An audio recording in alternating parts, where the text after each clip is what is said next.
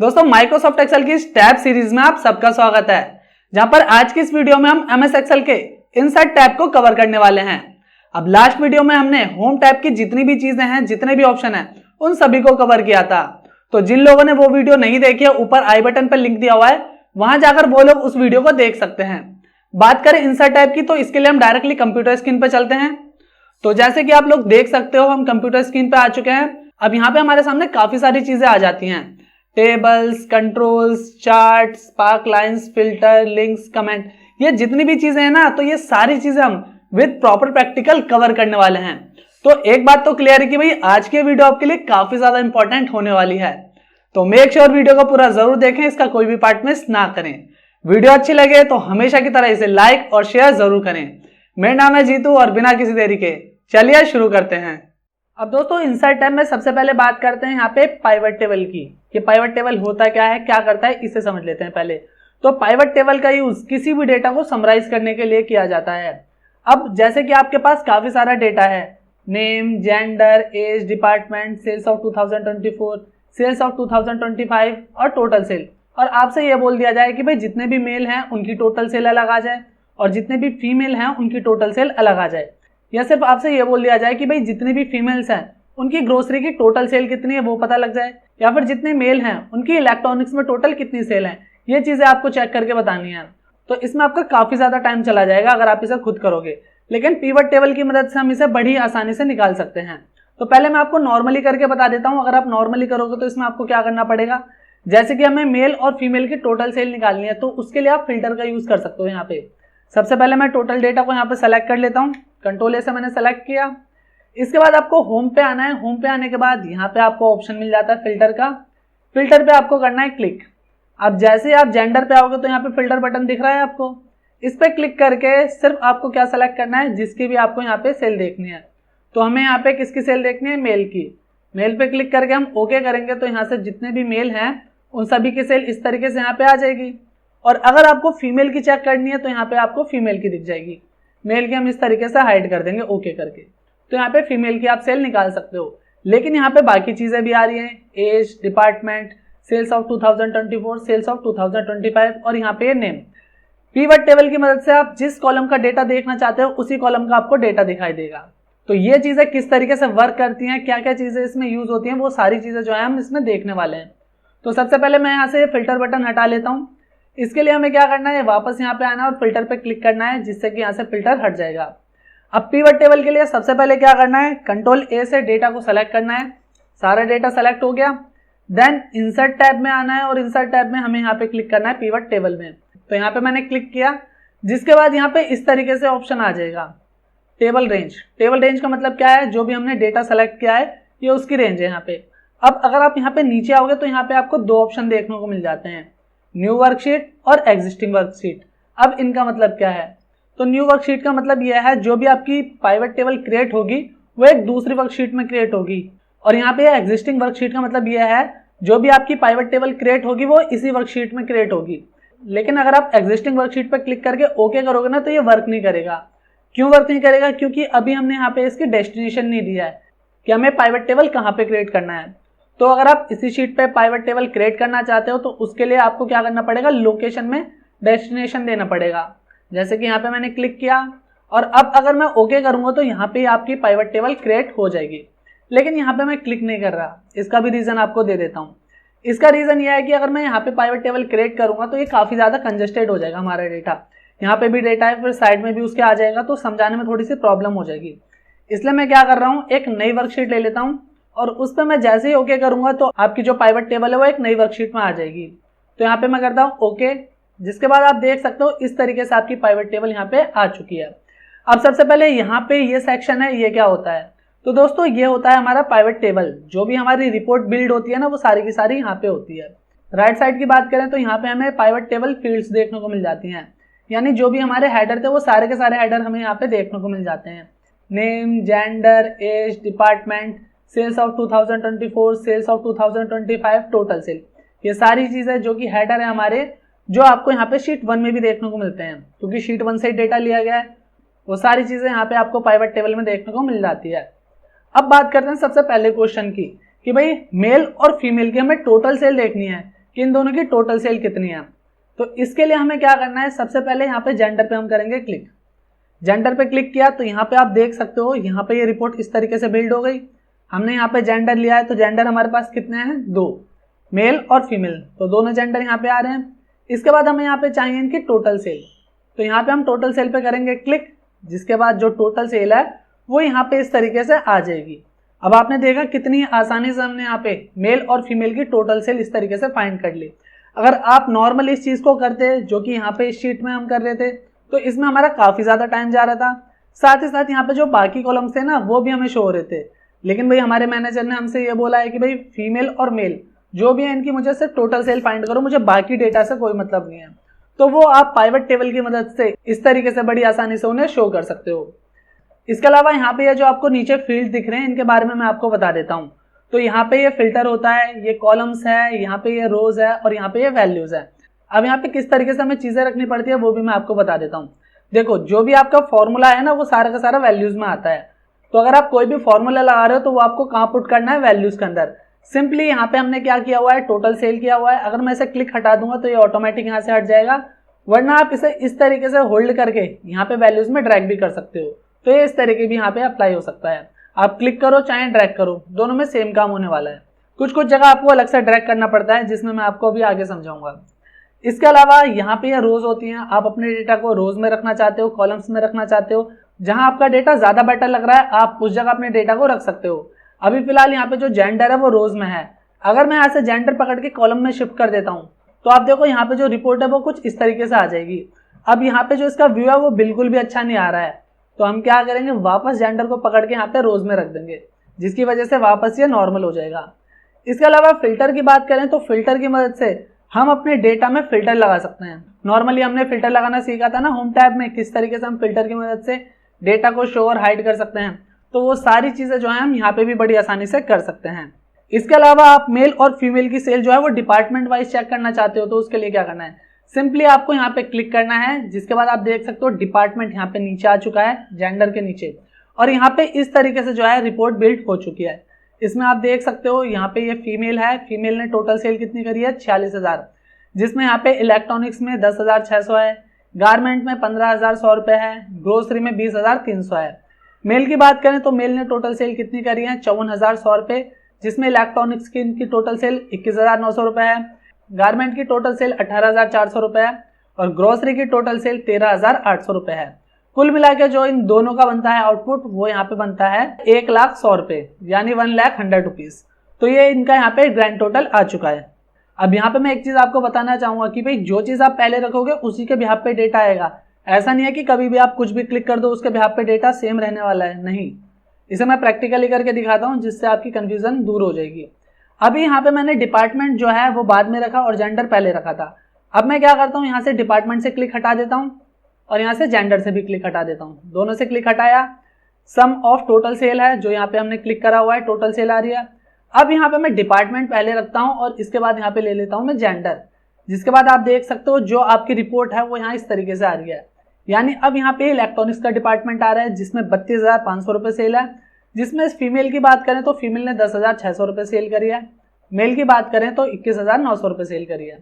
Garment की बात करें तो 33,500 रुपये गारमेंट में टोटल सेल हुई है, जिसमें फीमेल्स ने 15,100 रुपये सेल करी है और मेल ने 18,400 रुपये सेल करी है। ग्रोसरी की बात करें तो ग्रोसरी में टोटल 34,100 रुपये की सेल हुई है, जिसमें जो फीमेल्स थे उन्होंने 20,300 रुपये की सेल करी है और जितने भी मेल थे उन्होंने 13,800 रुपये की सेल करी है ग्रोसरी डिपार्टमेंट में। और इसका जो टोटल बनता है वो तो सेम ही रहेगा, 1,100 रुपये, यानी 1,100 रुपीज। तो इस तरीके से जो है आप चीज़ों को ऊपर नीचे करके भी जो है इसका जो व्यू है वो चेंज कर सकते हो। इस पर आप जितनी ज़्यादा प्रैक्टिस करोगे ना ये आपको उतना ज़्यादा समझ आएगा, क्योंकि सारी चीज़ इसमें एनालाइज करने की है। आप इस पर डेटा बना के काम करोगे, एनालाइज करोगे, तभी आप इस पर ज़्यादा से ज़्यादा चीज़ों को अच्छे से समझ पाओगे। इसके बाद अभी आप देखो जो डिपार्टमेंट है वो भी यहाँ पे किसमें है, रोज में। लेकिन मैं अब फिल्टर के बिहाफ पे डेटा को चेक करना चाहता हूँ। मैं सिर्फ ये चाहता हूँ कि भाई जितनी मेरे पास इलेक्ट्रॉनिक की सेल है सिर्फ वो शो हो, बाकी शो ना हो। तो इसके लिए हम क्या करेंगे, डिपार्टमेंट को पकड़ के कहाँ रख देंगे, फिल्टर्स में। जिसके बाद यहाँ पे आप देख सकते हो डिपार्टमेंट ऊपर आ चुका है, क्योंकि हमने इसे कहाँ रखा है, फिल्टर में। अब यहाँ पे मेल और फीमेल हमने इन दोनों को रखा है, तो यहाँ पे मेल और फीमेल आ रहे हैं और यहाँ पे टोटल सेल जो हमने रखी है वो आ जाएगी। अब जैसे हम यहाँ पे क्लिक करेंगे तो यहाँ पे हमारे पास जो भी डिपार्टमेंट है, इलेक्ट्रॉनिक्स, गारमेंट, ग्रोसरी, तो किसका डेटा देखना है हमें? सिर्फ गारमेंट का। और जैसे हम ओके करेंगे तो यहाँ पे गारमेंट का जो डेटा है या सेल है वो यहाँ पे इस तरीके से आ जाएगी। इसके अलावा वापस यहाँ पे हम आते हैं और इस बार ले लेते हैं यहाँ पे ग्रोसरी। तो ग्रोसरी पे क्लिक किया और ओके किया तो यहाँ पे ग्रोसरी की सेल आ जाएगी। और अगर हम यहाँ पे चेक करना चाहें इलेक्ट्रॉनिक्स की, तो इलेक्ट्रॉनिक्स पे क्लिक किया और ओके किया तो यहाँ पे इलेक्ट्रॉनिक्स की सेल इस तरीके से आ जाएगी। तो फिल्टर का यूज करके आप बड़ी आसानी से अपने डेटा को अपने अकॉर्डिंग शो और हाइड भी कर सकते हो, या फिर आपको जिस चीज का डेटा देखना है, जिस डिपार्टमेंट का डेटा देखना है, वो भी आप पार्टिकुलरली उस डिपार्टमेंट का डेटा यहाँ पे फैच कर सकते हो, निकाल सकते हो। इसके बाद यहाँ से मैं फिल्टर से डिपार्टमेंट हटा देता हूँ। आप चाहे इसे पकड़ के ऊपर ड्रैग कर दो, यहाँ से ऐसे भी हट जाएगा, या फिर आप यहाँ से क्लिक हटा के भी डिपार्टमेंट यहाँ से रिमूव कर सकते हो। तो मैंने क्लिक हटाया, जिसके बाद आप देख सकते हो फिल्टर से डिपार्टमेंट यहाँ पे इस तरीके से रिमूव हो चुका है। इसके बाद यहाँ पे फील्ड लिस्ट की बात कर लेते हो, तो यहाँ पे जो पाइवट टेबल फील्ड है, अभी आप देख सकते हो हमारे पास इतने सारे कॉलम है, name, gender, age, department, sales of 2024, 25 और टोटल सेल। अगर आपके पास इससे ज्यादा फील्ड्स हैं तो उस केस में आप क्या करोगे? तो उसके लिए आपको क्या करना है, यहाँ पे आओ और यहाँ पे आने के बाद कई सारे आपको लेआउट मिल जाते हैं। जो भी आप लेआउट पिक करना चाहो, आप ये वाला लेआउट रखना चाहो तो इस तरीके से यहाँ पे आ जाएगा लेआउट। इसके अलावा दूसरा लेआउट रखना चाहो आप ये वाला लेआउट रख सकते हो। तो यहाँ पे काफी सारे लेआउट हैं, अपने डेटा के अकॉर्डिंग आप लेआउट चूज कर सकते हो। तो फिलहाल यहाँ पे मैं पहले वाला ही लेआउट रख लेता हूँ जो मेरे पास पहले से था, या बाय डिफॉल्ट भी ये वाला जो लेआउट होता है ना, ये पहले से सेट रहता है। इसके बाद यहाँ पे जो फीमेल और मेल है, हमें इनकी एवरेज सेल फाइंड करनी है। तो अब इनकी एवरेज सेल कैसे फाइंड करी जाए? तो इसके लिए आपको क्या करना है, सेल पे क्लिक करना है और यहाँ पे राइट क्लिक करना है। जैसे आप राइट क्लिक करोगे तो राइट क्लिक करने के बाद यहाँ पे ऑप्शन आ जाएगा समराइज वैल्यू बाय। तो यहाँ पे अभी सम है, जैसे हम यहाँ पे करेंगे एवरेज तो यहाँ पे एवरेज आ जाएगा दोनों का। और वापस अगर आप इसे नॉर्मल करना चाहते हो तो राइट क्लिक करना है आपको यहाँ पे और समराइज वैल्यू बाय पे कहाँ क्लिक करना है, सम पे, जिसके बाद ये वापस नॉर्मल हो जाएगा, यानी सम होके आ जाएगा। और आप ये देखना चाहते हो कि यहाँ पे कितने मेल और फीमेल हैं, तो राइट क्लिक करो, समराइज वैल्यू बाय में आओ और यहाँ पे क्या करना है, काउंट। काउंट का क्या काम होता है, काउंट करना। तो यहाँ पे क्लिक किया मैंने, जिसमें आप देख सकते हो फीमेल टोटल कितनी है 10 और मेल कितने हैं टोटल 12। तो इस तरीके से आप एवरेज, सम और जो काउंट है उसका यूज यहाँ पे कर सकते हो। इसके बाद यहाँ से मैं इन सबको हटा देता हूँ। जेंडर से मैंने क्लिक हटाया और यहाँ से टोटल सेल भी हटा दिया, तो वापस यहाँ से नॉर्मल हो गया है। अब इसके बाद हम ये चेक करना चाहते हैं कि किस डिपार्टमेंट में ज्यादा सेल हुई है। तो इसके लिए सबसे पहले हम डिपार्टमेंट पे क्लिक करेंगे और डिपार्टमेंट पे क्लिक करने के बाद टोटल सेल चाहिए हमें, तो टोटल सेल पे यहाँ पे हम क्लिक करेंगे। इस तरीके से यहाँ पे टोटल सेल आ जाएगी। इलेक्ट्रॉनिक्स की बात करें तो यहाँ पे 32,500 रुपए की सेल है। गारमेंट की बात करें तो यहाँ पे 33,500 रुपए की सेल है। और बात करें यहाँ पे ग्रोसरी की तो यहाँ पे 34,100 रुपए की सेल है। इसके बाद अगर आप सेल को इंक्रीजिंग या डिक्रीजिंग ऑर्डर में सेट करना चाहते हो तो इसके लिए भी आपको यहाँ पे क्लिक करना है, सेल के ऊपर राइट क्लिक करना है और ऑप्शन आ जाता है यहाँ पे शॉर्ट का। शॉर्ट के ऊपर आके आप smallest to largest, largest to small जो भी चूज करोगे। यहाँ पे मैं क्लिक करता हूँ शॉर्ट लार्जेस्ट टू स्मॉल, यानी पहले सबसे बड़ी सेल, फिर उससे छोटी, फिर उससे छोटी। जैसे मैं इस पर क्लिक करूंगा तो आप देख सकते हो यहाँ पे इस तरीके से सेल आ चुकी है। पहले सबसे बड़ी सेल, फिर उससे छोटी, फिर उससे छोटी। अगर आप इसे डिक्रीजिंग ऑर्डर में करना चाहते हो, डिसेंडिंग में करना चाहते हो, तो राइट क्लिक करो इसी के ऊपर, शॉर्ट में आना है आपको और यहाँ पे ऑप्शन देखने को मिल जाता है शॉर्ट स्मॉलेस्ट टू लार्जेस्ट, यानी पहले सबसे छोटी सेल, फिर उससे बड़ी, फिर उससे बड़ी। यहाँ पे क्लिक किया तो यहाँ पे इस तरीके से जो सेल है वो इंक्रीजिंग ऑर्डर में यहाँ पे आ जाएगी। इसके बाद आप ये चेक करना चाहते हो कि मेल्स और फीमेल्स इन दोनों में से किसने ज्यादा सेल करी है, तो यहाँ पे आपको क्या करना है, ये जो जेंडर है पकड़ के कहाँ ट्रैक करना है, डिपार्टमेंट के नीचे। यहाँ पे क्लिक कर दो, डिपार्टमेंट के नीचे आ जाएगा ये। जिसके बाद आप यहाँ पे देख सकते हो इस तरीके से यहाँ पे जो है आपका डेटा या लेआउट आ जाएगा। जैसा कि आप देख सकते हो इलेक्ट्रॉनिक्स डिपार्टमेंट में टोटल 32,500 रुपए की सेल है, जिसमें फीमेल्स की जो सेल है वो 10,600 रुपए है और मेल की जो सेल है वो 21,900 रुपए की है, यानी यहाँ पे मेल की सेल ज्यादा है। इसके बाद गारमेंट की बात करें तो यहाँ पे टोटल सेल 33,500 रुपए की है, जिसमें जो फीमेल है उनकी सेल 15,100 रुपए है और जो मेल है उनकी सेल 18,400 है, यानी गारमेंट डिपार्टमेंट में भी मेल जो है उनकी सेल ज्यादा है। इसके बाद ग्रोसरी की बात करें तो ग्रोसरी में टोटल 34,100 रुपए की सेल है, जिसमें जो फीमेल है उनकी सेल टोटल कितनी है 20,300 और जो मेल है उनकी सेल कितनी है 13,800। तो यहाँ पे जो फीमेल है उन्होंने बाजी मार लिया और उनकी सेल यहाँ पे मेल के कंपैरिजन में ज्यादा है। तो इस तरीके से आप ये भी चेक कर सकते हो कि भाई किसने ज्यादा सेल करी है किसके कंपैरिजन में। इसके अलावा आप नाम के साथ डेटा चेक करना चाहते हो तो इसके लिए क्या करना है, आपको नेम पे क्लिक करना है। अब नेम पे हम बाद में क्लिक कर रहे हैं, जिससे डेटा पे क्या असर होगा वो देखना आप। मैंने नाम पे यहाँ पे बाद में क्लिक किया है, जिसमें इस तरीके से यहाँ पे डेटा आ रहा है। इलेक्ट्रॉनिक की बात करें तो इलेक्ट्रॉनिक में 2 ही लड़कियां हैं यहाँ पे फीमेल, राधा और अलका, जिन्होंने इतनी सेल करी है। मेल की बात करें तो मेल में यहाँ पे राज, राजीव, राकेश, ऋषि, सोनू, ये सारे लोग हैं। फिर यहाँ पे बात करते हैं गारमेंट की, तो गारमेंट में यहाँ पे 3 लड़कियां हैं, आयुषी, दीपिका, सपना। मेल की बात करें तो यहाँ पे 4 मेल हैं, मोहित, अंशुल, सूरज, शिवम। फिर बात करते हैं ग्रोसरी की, तो ग्रोसरी में यहाँ पे फीमेल की बात करते हैं, प्रियंका, अवनी, भारती, ऋतु, तृप्ता। मेल की बात करें यहाँ पे तो मेल है यहाँ पे राहुल, पंकज, प्रीति। तो इस तरीके से आप नाम के बिहाफ पे भी चीजें चेक कर सकते हो। ऐसा नहीं है कि भाई नाम नहीं आएगा इनमें, नाम के बिहाफ पे भी चीजें चेक कर सकते हो। अब अगर मैं क्या करूं, यहाँ से डिपार्टमेंट में से क्लिक हटा दूं तो ये डेटा कुछ इस तरीके से आ जाएगा। अब आप ये देखना चाहते हो कि जेंडर के बिहाफ पे किस पर्सन ने कितनी सेल करी है, उनका नाम भी आना चाहिए। तो आप देख सकते हो सबसे पहले यहाँ पे ये फीमेल का सेक्शन आ गया, जिसमें जितनी भी फीमेल हैं वो आ रही हैं, साथ ही साथ उनकी जो सेल है वो आ रही है। सेम चीज यहाँ पे मेल है, इनका नाम आ रहा है और साथ ही साथ इन्होंने कितनी सेल करी है ये आ जाएगा। और अब अगर मैं यहाँ पे डिपार्टमेंट पे क्लिक करता हूँ तो डिपार्टमेंट आएगा, कहाँ आएगा, यहाँ पे नेम और जेंडर के नीचे। अब यहाँ पे इस तरीके से आप देख सकते हो, राधा है, इसका इलेक्ट्रॉनिक डिपार्टमेंट है, इतनी सेल है। प्रियंका है, इनका ग्रोसरी डिपार्टमेंट है, इनकी इतनी सेल है। तो यहाँ पे इस तरीके से भी ये डेटा जो है आपका आ जाएगा। बट ये इसका बेटर व्यू नहीं है। बेटर व्यू क्या होगा इसका, डिपार्टमेंट में से क्लिक हटाया, नेम से भी हटाया। अब आपको पहले डिपार्टमेंट में क्लिक करना है और फिर करना है नेम पे, जिसके बाद डेटा इस तरीके से आ जाएगा, वो ज्यादा बेटर है। आप देख सकते हो यहाँ पे डिपार्टमेंट वाइज आ रहा है। गारमेंट है तो गारमेंट में जितनी भी लड़कियां हैं फीमेल है उनका आ रहा है। फिर ग्रोसरी में आ रहा है, फिर यहाँ पे मेल है तो मेल में ग्रोसरी में आ रहा है, गारमेंट में आ रहा है और इलेक्ट्रॉनिक में आ रहा है। तो ये आपके ऊपर डिपेंड करता है कि किस तरीके से आप डेटा को एनालाइज करते हो या समराइज करते हो। जितनी ज्यादा आप इस पर प्रैक्टिस करोगे उतने अच्छे से आप इसे समझ पाओगे। तो यहाँ से मैं क्या करता हूँ, फिलहाल नाम हटा देता हूँ। नेम से मैंने क्लिक हटाया तो इस तरीके से डेटा आ गया है। अब आपको ये तो दिख रहा है यहाँ पे कि भाई ये इतना डेटा फीमेल्स का है। ये जो इलेक्ट्रॉनिक्स लिखा है यहाँ पे ये भी फीमेल का है। अब आप ये देखना चाहते हो इलेक्ट्रॉनिक्स में जितने भी फीमेल्स ने सेल करी है उनके क्या क्या नाम थे। अब जैसे आप इसके ऊपर डबल लेफ्ट क्लिक करोगे तो ये क्या करेगा, आपको एक नई शीट पर जंप कर देगा, जहाँ पे इलेक्ट्रॉनिक डिपार्टमेंट में जो भी फीमेल्स थी इस तरीके से उनका पूरा डेटा यहाँ पे आ जाएगा। अलका, राधा, जेंडर फीमेल है यहाँ पे। इसके बाद एज 28 और 24, इलेक्ट्रॉनिक 2024 की सेल, 2025 की सेल और यहाँ पे है टोटल सेल। वापस आ जाते हैं शीट 2 में। इसके बाद आप देखना चाहते हो कि गारमेंट में कौन कौन सी फीमेल थी जिन्होंने सेल किया है।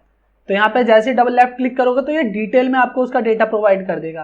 दीपिका, सपना, आयुषी और यहाँ पे इनकी पूरी सेल आ रही है पूरी डिटेल के साथ। वापस शीट 2 में आ जाते हैं। सेम चीज आप यहाँ पे करना चाहो मेल के साथ तो वो भी हो जाएगी।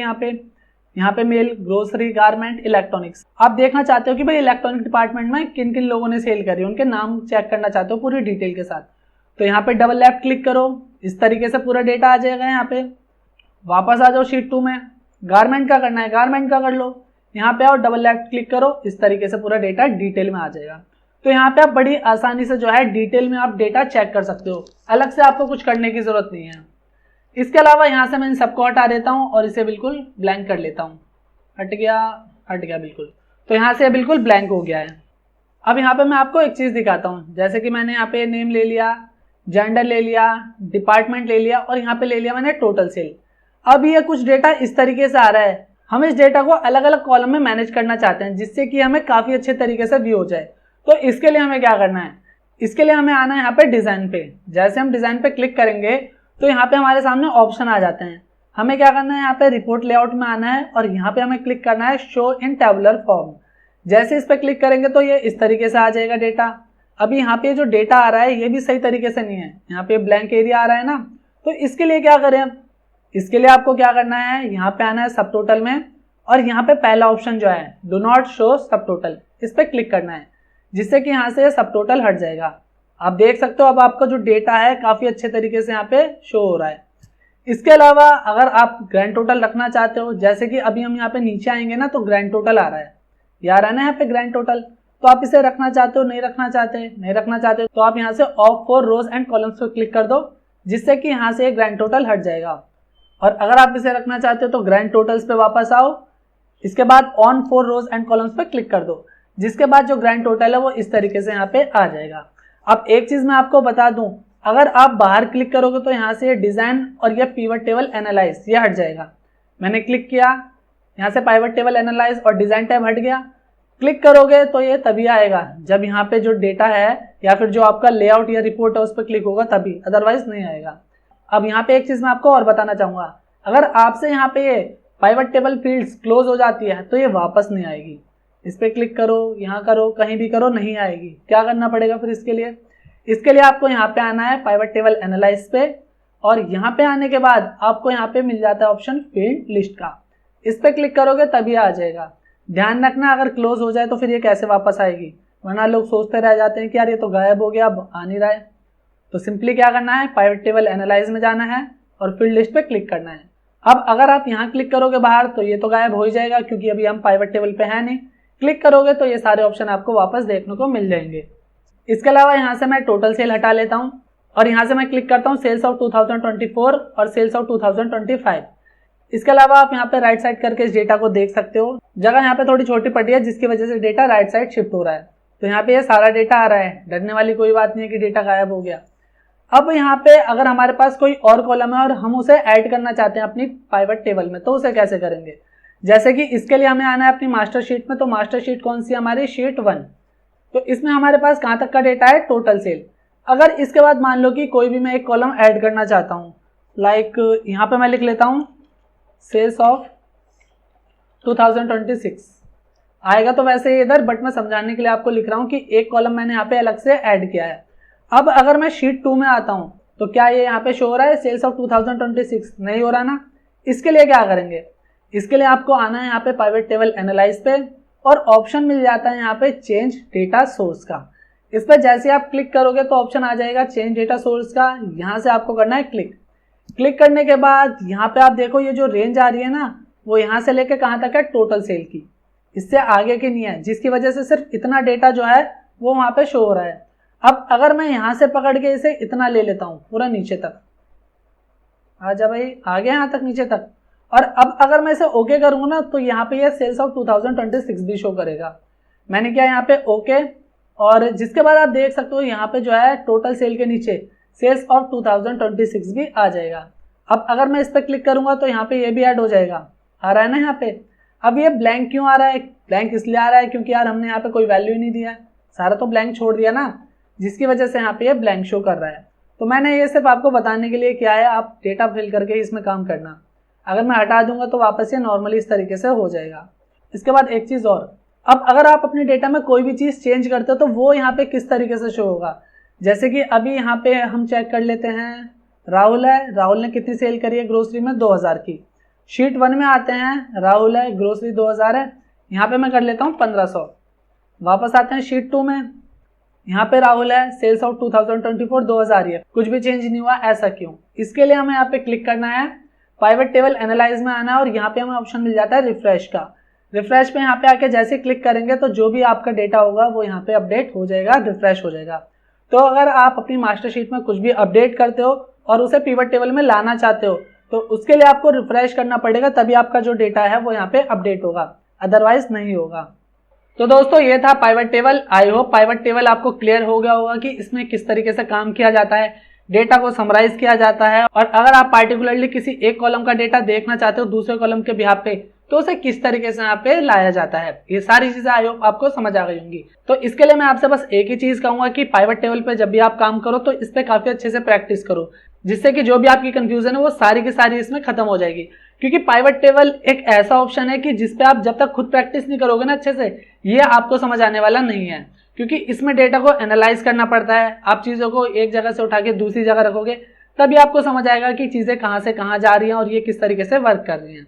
इसके बाद मैं वापस शीट 1 में आ जाता हूँ, और शीट 1 में आने के बाद यहाँ पे हम इंसर्ट में आते हैं और अगले ऑप्शन की तरफ चलते हैं। तो यहाँ पे हमें अगला ऑप्शन देखने को मिल जाता है रिकमेंडेड पिवट टेबल्स। अब ये रिकमेंडेड पिवट टेबल्स क्या है? तो इसमें क्या होता है कि हमें बने बनाए पिवट टेबल के लेआउट मिल जाते हैं, अलग से हमें सारी चीजें बनाने की कोई जरूरत नहीं पड़ती। तो यहाँ पे आके मैं डेटा को सबसे पहले कंट्रोल ए से और सेलेक्ट ऑल कर लेता हूँ, और इसके बाद रिकमेंडेड पिवट टेबल्स पे क्लिक करता हूँ।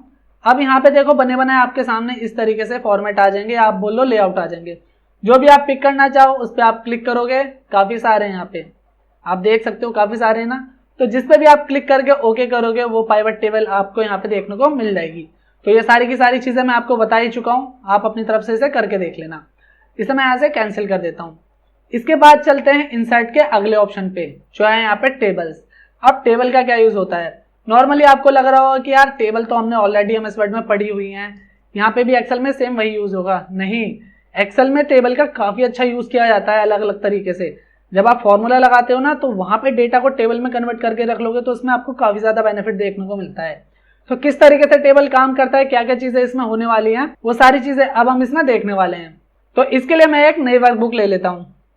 अब दोस्तों यहाँ पे भी मैंने ऑलरेडी एक डेटा क्रिएट करके रखा हुआ है। जो डेटा पिवट टेबल में था वो सेम डेटा यहाँ पे हम टेबल के लिए यूज कर रहे हैं। तो सबसे पहले हमें करना है क्या है, ये जो डेटा है इसे सेलेक्ट करना है। सेलेक्ट करने के लिए आप दो तरीके से डेटा को सेलेक्ट कर सकते हैं। पहला आप माउस से सेलेक्ट कर सकते हैं और दूसरा शॉर्टकट में सेलेक्ट कर सकते हैं। तो पहला तरीका मैं आपको बता दूं, इसके लिए आपको पहले सेल पे क्लिक करना है माउस से, कंट्रोल शिफ्ट और राइट एरो की प्रेस करना है, जिससे राइट साइड का जितना भी डेटा होगा सारा का सारा सेलेक्ट हो जाएगा। और फिर कंट्रोल शिफ्ट डाउन एरो की प्रेस करेंगे हम, तो नीचे जितना भी डेटा हो सारा का सारा सेलेक्ट हो जाएगा। इसके बाद आप टेबल पे आके यहाँ पे टेबल पे क्लिक कर सकते हैं, जिसके बाद आपका डेटा जो है वो टेबल में कन्वर्ट हो जाएगा। दूसरा तरीका क्या है, दूसरे तरीके के लिए आपको डेटा में कहीं भी क्लिक करना है और कंट्रोल ए करना है, जिससे कि आपका डेटा टोटल सेलेक्ट हो जाएगा और उसके बाद आप यहाँ पे टेबल पे क्लिक करके अपने डेटा को टेबल में कन्वर्ट कर सकते हो। इन दोनों के अलावा भी एक तीसरा ऑप्शन है। अब तीसरा ऑप्शन क्या है, तो तीसरा ऑप्शन के लिए ना ही आपको कंट्रोल ए करना है और ना ही माउस से सेलेक्ट करना है। आपको कहीं भी डेटा पे क्लिक करना है और क्लिक करने के बाद यहाँ पे ऑप्शन आता है टेबल का। जैसे ही आप टेबल पे क्लिक करोगे तो ऑटोमेटिक आपका जितना भी डेटा है वो सारा का सारा सेलेक्ट हो जाएगा। जैसा कि आप यहाँ पे देख सकते हो, रेंज में A1 से लेके F21 तक यहाँ पे जितना भी डेटा है वो सारा का सारा सेलेक्ट हो चुका है। अब यहाँ पे एक चीज पूछ रहा है, माई टेबल हैज हेडर्स। अगर आपके टेबल्स में हेडर नहीं है तो यहाँ से आप इसका राइट का साइन हटा सकते हैं, और अगर आपके टेबल में हेडर है तो आप यहाँ पे राइट का साइन रख सकते हैं। इससे होता क्या है कि अगर आपके टेबल में हेडर नहीं होगा तो वहाँ पे आप अलग से टेबल में हेडर क्रिएट कर सकते हैं। बट हमारे पास तो ऑलरेडी हेडिंग है ना, name, gender, age, department, sales of 2023 and sales of 2024। यहाँ पे हम करते हैं ओके। ओके करने के बाद आप देख सकते हो जो भी आपका डेटा है इस तरीके से टेबल में कन्वर्ट हो चुका है। अब यहाँ पे जो इसकी हेडिंग थी मैं कलर, अब यहाँ पे जो इसकी हेडिंग थी इसका मैं कलर थोड़ा चेंज कर देता हूँ। सेलेक्ट किया मैंने, यहाँ पे होम पे आते हैं और होम पे आने के बाद यहाँ से मैं इसका कलर चेंज कर लेता हूँ। लाइक मैंने ये रख लिया इसका कलर। इसके बाद हमें क्या करना है, जब आप डेटा को टेबल में कन्वर्ट करते हो ना, तो यहाँ पे आपके सामने टेबल डिजाइन का एक नया टैब आ जाता है। याद रहे, अगर आप टेबल पे क्लिक करोगे तभी ये टैब विजिबल होगा। टेबल से आप क्लिक हटाओगे तो यहाँ से ये टैब भी हट जाएगा। तो हम टेबल के जैसे ऊपर क्लिक करते हैं तो आप देख सकते हो टेबल डिजाइन का एक टैब यहाँ पे आ चुका है। अब जैसे आप इसके ऊपर क्लिक करोगे तो यहाँ पे आपको काफी सारे ऑप्शन देखने को मिल जाते हैं, जैसे कि table styles, external table data, tools, properties, ये सारी चीजें आपको इसके अंदर देखने को मिल जाती हैं। तो शुरुआत करते हैं यहाँ पे टेबल स्टाइल से। अब टेबल स्टाइल की मदद से आप अपने टेबल में अलग अलग तरीके के स्टाइल दे सकते हो। जैसे कि यहाँ पे आते हैं और यहाँ पे क्लिक किया मैंने तो हमारे पास मल्टीपल टाइप के जो है स्टाइल्स हैं। जो भी आप स्टाइल यहाँ से पिक करना चाहो वो इजीली पिक कर सकते हो। तो लाइक मैंने ये वाला स्टाइल लिया या ये वाला लिया, दोनों में से कोई भी ले लेते हैं। ये मैं ले लेता हूँ, यहाँ पे मैं क्लिक करता हूँ तो ये स्टाइल हमारे पास आ चुका है। अब यहाँ पे ये ऑप्शंस किस तरीके से वर्क करते हैं इसे समझ लेते हैं। तो यहाँ पे सबसे पहले क्या आ रहा है, हेडर रो। हेडर रो का मतलब क्या है, यानी ये वाली जो रो है। अब यहाँ पे क्लिक है जिसकी वजह से हमें हेडर रो विजिबल हो रही है। अगर मैं यहाँ से क्लिक हटा दूंगा तो आप देख सकते हो यहाँ पे जो हेडर रो है वो इस तरीके से हाइड हो जाएगी। तो अगर आप अपने डेटा की हेडर रो हाइड करना चाहते हो तो वहां से आप अनचेक कर सकते हो और हेडर रो हाइड कर सकते हो। मैं यहाँ पे क्लिक कर दूंगा तो वापस हेडर रो आ जाएगी। इसके अलावा अगर आप टोटल रो लेना चाहते हो, जैसे कि अभी मैं नीचे आता हूँ तो आप देख सकते हो यहाँ पे इस तरीके से ब्लैंक रो है। अगर मैं टोटल रो पे करता हूँ क्लिक तो आप देख सकते हो यहाँ पे जो टोटल है 2024 का वो इस तरीके से यहाँ पे आ चुका है। इसे हटाना चाहो तो क्लिक करके आप हटा सकते हो, आपकी विश है। अब यहाँ पे आता है बैंडेड रोज। ये बैंडेड रोज क्या होता है, तो बैंडेड रोज जो होता है ना, वो जो कलर होते हैं टेबल में उनका रिपीटेशन होता है। जैसे कि आप देख सकते हो 2 कलर हैं अभी हमारे पास टेबल में, डार्क लाइट, तो ये रिपीट हो रहे हैं ना। अगर मैं यहाँ से रो हटा दूंगा तो सिर्फ जो हमारे कॉलम्स है वो रह जाएंगे। यहाँ पे मैंने क्लिक किया तो आप देख सकते हो यहाँ से हमारे पास सिर्फ कॉलम रह गए हैं ऐसे। और अगर वहीं मैं कॉलम पे क्लिक करूंगा तो जो पैटर्न रो में फॉलो हो रहा था, डार्क लाइट, वो चीज यहाँ पे कॉलम पे फॉलो होने लगेगी। तो यहाँ पे बैंडेड कॉलम्स पे मैं क्लिक करता हूँ। जिसके बाद आप देख सकते हो ये पैटर्न यहाँ पे कॉलम वाइज फॉलो हो रहा है। तो नॉर्मली बाय डिफॉल्ट ये रोज में रहता है, तो मैं यहाँ रोज पे क्लिक कर देता हूँ और कॉलम से इसे हटा देता हूँ। इसके बाद फर्स्ट कॉलम और लास्ट कॉलम, अगर आप फर्स्ट कॉलम और लास्ट कॉलम में भी कलर करना चाहते हो तो उसके लिए यहाँ पे ऑप्शन दिए हैं। जैसे कि मैं फर्स्ट कॉलम पे क्लिक करता हूँ तो आप देख सकते हो फर्स्ट कॉलम में इस तरीके से यहाँ पे कलर आ चुका है, और अगर आप लास्ट कॉलम पे क्लिक करोगे तो सेम चीज़ आपको लास्ट कॉलम पे देखने को मिल जाती है। अब अगर यहाँ पे इन दोनों पे चेक नहीं है तो यहाँ पे स्टाइल में भी आपको ये चीज़ें देखने को नहीं मिलेंगी, लेकिन अभी हमने क्या किया है, यहाँ पे दोनों पे चेक कर लिया है, जिसकी वजह से ये जो स्टाइल है वो हमें यहाँ पे टेबल में देखने को मिल जाता है। अगर मैं यहाँ से ये चीज़ हटा लेता हूँ, जैसे मैंने यहाँ से हटाया लास्ट कॉलम से क्लिक, तो आप देखो अब यहाँ पे लास्ट कॉलम वाले जो डिज़ाइन है वो यहाँ पे शो नहीं हो रहा है। क्लियर? तो इस चीज़ का ध्यान रखना। फिलहाल मैं फर्स्ट कॉलम से भी यहाँ से क्लिक हटा लेता हूँ। तो यहाँ पे टेबल स्टाइल्स ये खत्म हो गया हमारा सेक्शन। इसके बाद हम यहाँ पे बात करते हैं टेबल नेम की। अब ये टेबल नेम क्या करता है, तो टेबल नेम की मदद से आप अपने टेबल का नेम दे सकते हो। इससे फ़ायदा क्या होता है भाई, फ़ायदा बहुत होता है इससे।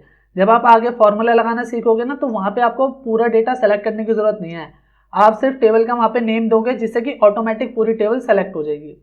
अभी जैसे कि मैं यहाँ क्लिक कर रहा हूँ तो आप देख सकते हो यहाँ से सारे ऑप्शन गायब हो रहे हैं, क्योंकि यहाँ पे टेबल डिज़ाइन का ऑप्शन नहीं आ रहा है।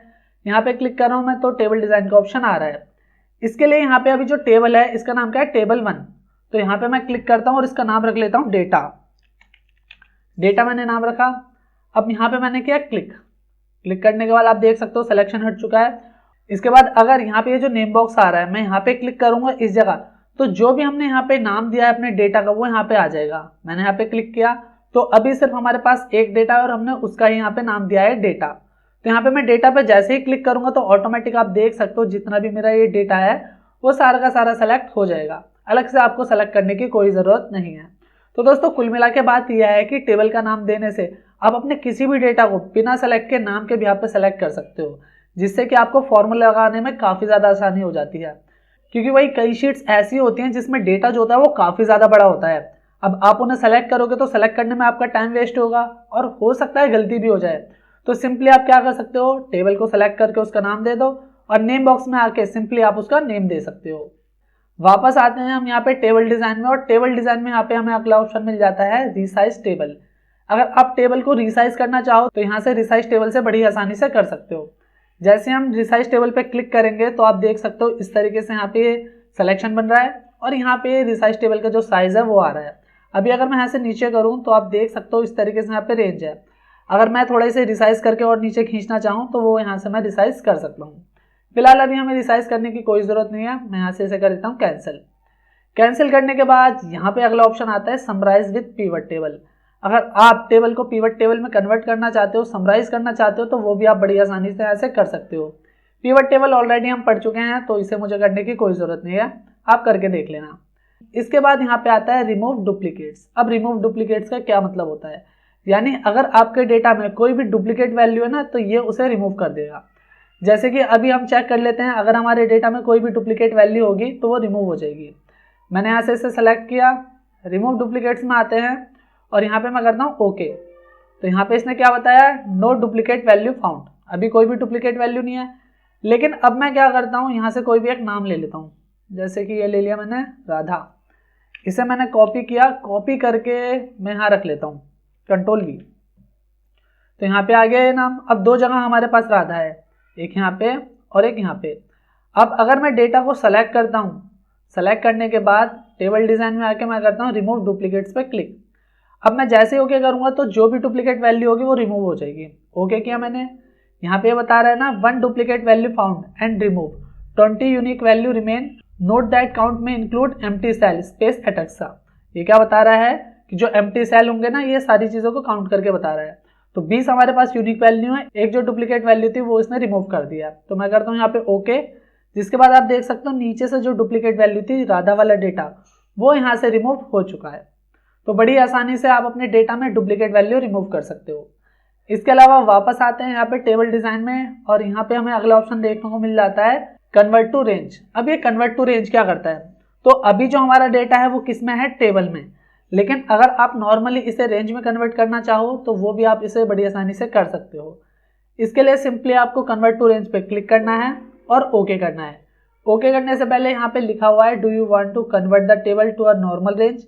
क्या आप अपने टेबल को नॉर्मल रेंज में कन्वर्ट करना चाहते हो? बिल्कुल करना चाहते हैं।